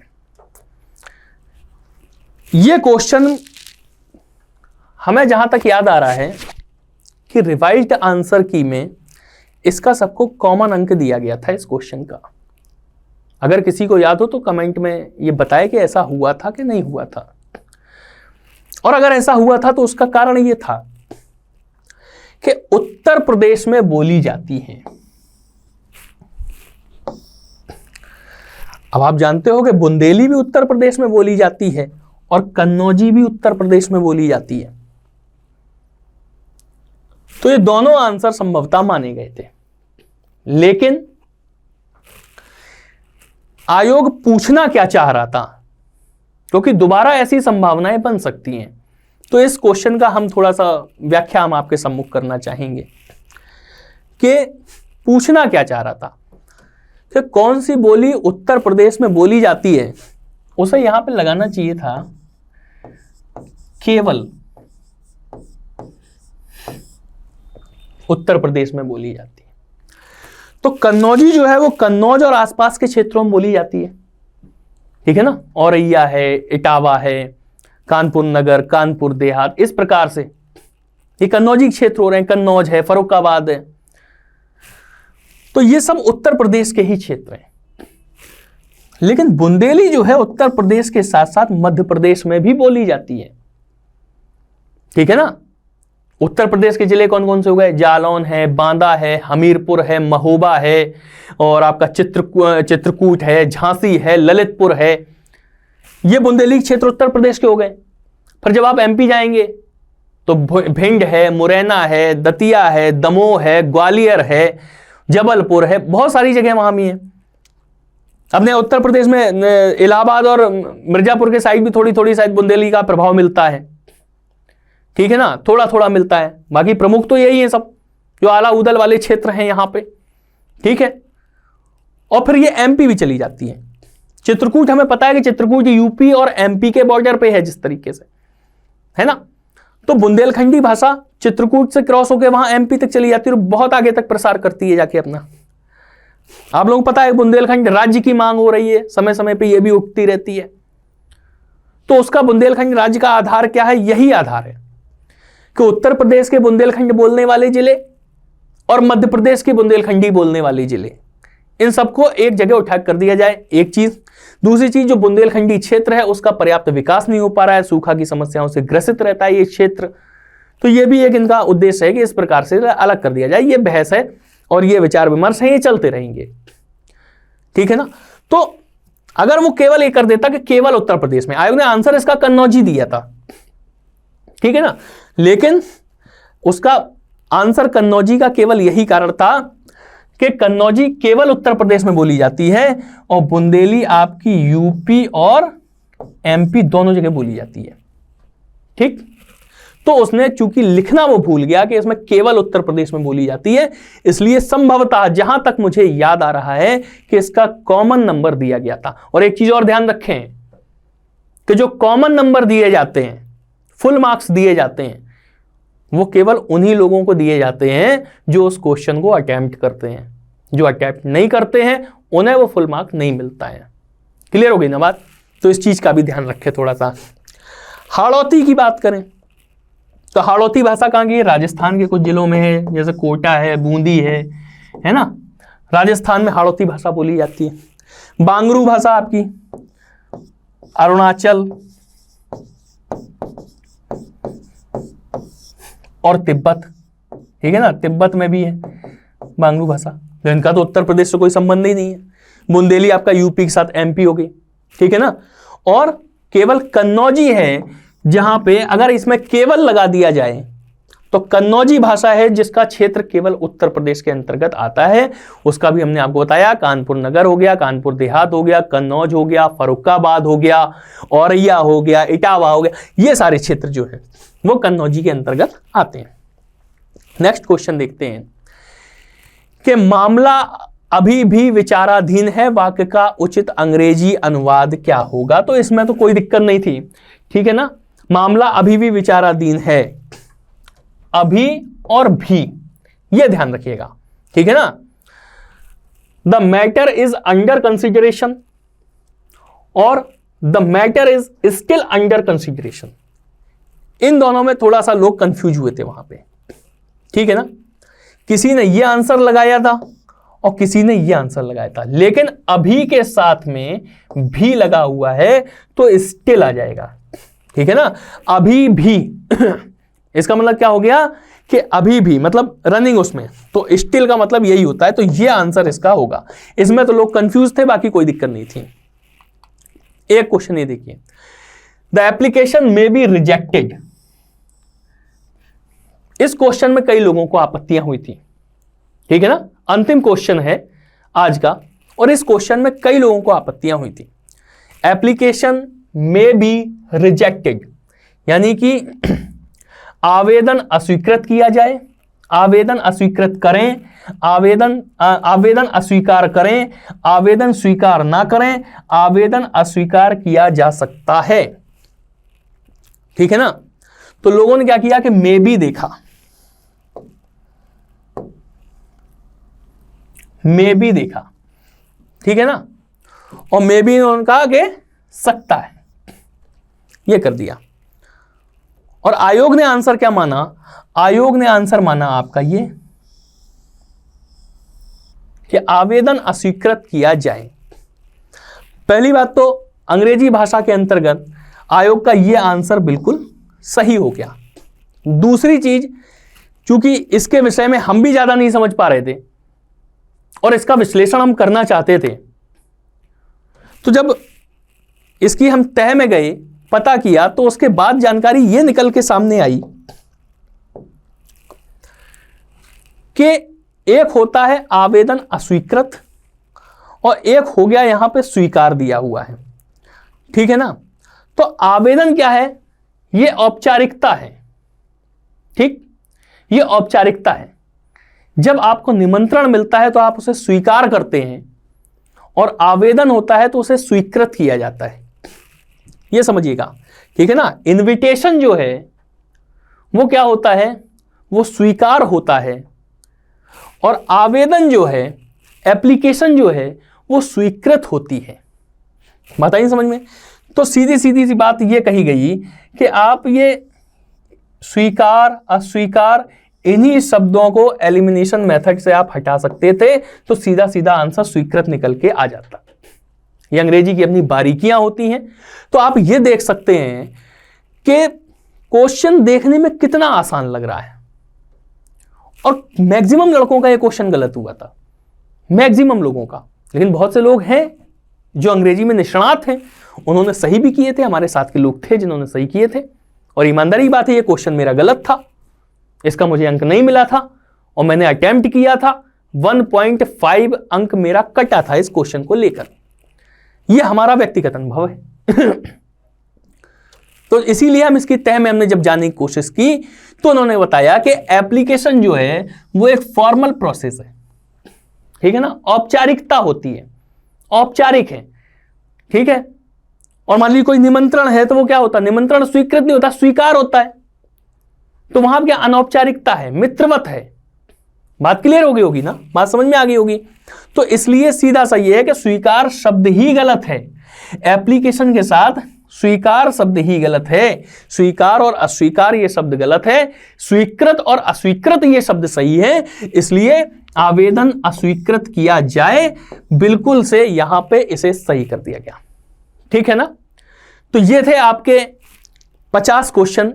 वीडियो के 4 साइड थे, एक साइड के 50 क्वेश्चन आपके कंप्लीट हो गए। ठीक है ना। इसी तरीके से हम लोग क्या करेंगे कि आगे भी जो कंटिन्यूटी हम लोग इसी तरीके से बना के चलेंगे, और आगे भी इसी प्रकार से पेपर वगैरह हम लोग सॉल्व करते चलेंगे। ठीक है ना। तो हमारे साथ आप जुड़े रहिएगा, चैनल को सब्सक्राइब करिएगा, वीडियो को लाइक करिए, कमेंट करके बताइए कि सेशन आपको कैसा लगा। आगे भी और सारे वीडियोस इस तरीके के आपको मिलते रहेंगे। हमने आपसे पहले ही कहा है कि विषय की तह में जाने के लिए आपको ऑफलाइन क्लासेस में आना पड़ेगा। बाकी प्रैक्टिस के लिए तो इतनी चीजें, अभी तो ये प्रीवियस ईयर के क्वेश्चन पेपर हैं। प्रयास किया गया है कि लगभग उससे जुड़ा हुआ अगर कोई तथ्य इस बार परीक्षा में आता है तो वो आपसे छूटे ना। ये वीडियो आपको पीटी के लिए भी बहुत महत्वपूर्ण होने वाला है। बाकी पीटी के लिए जल्दी हमारे वीडियोस आने वाले हैं हिंदी के, जिसमें इतनी प्रैक्टिस आपको हम करवा देंगे कि क्वेश्चन आपका बाहर जाएगा ही नहीं।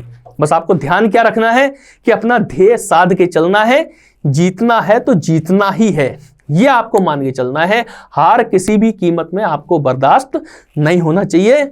मिलते हैं अगले वीडियो में इसी प्रकार के किसी प्रश्न पत्र और प्रश्नों के साथ में। बहुत बहुत धन्यवाद, बहुत बहुत शुक्रिया।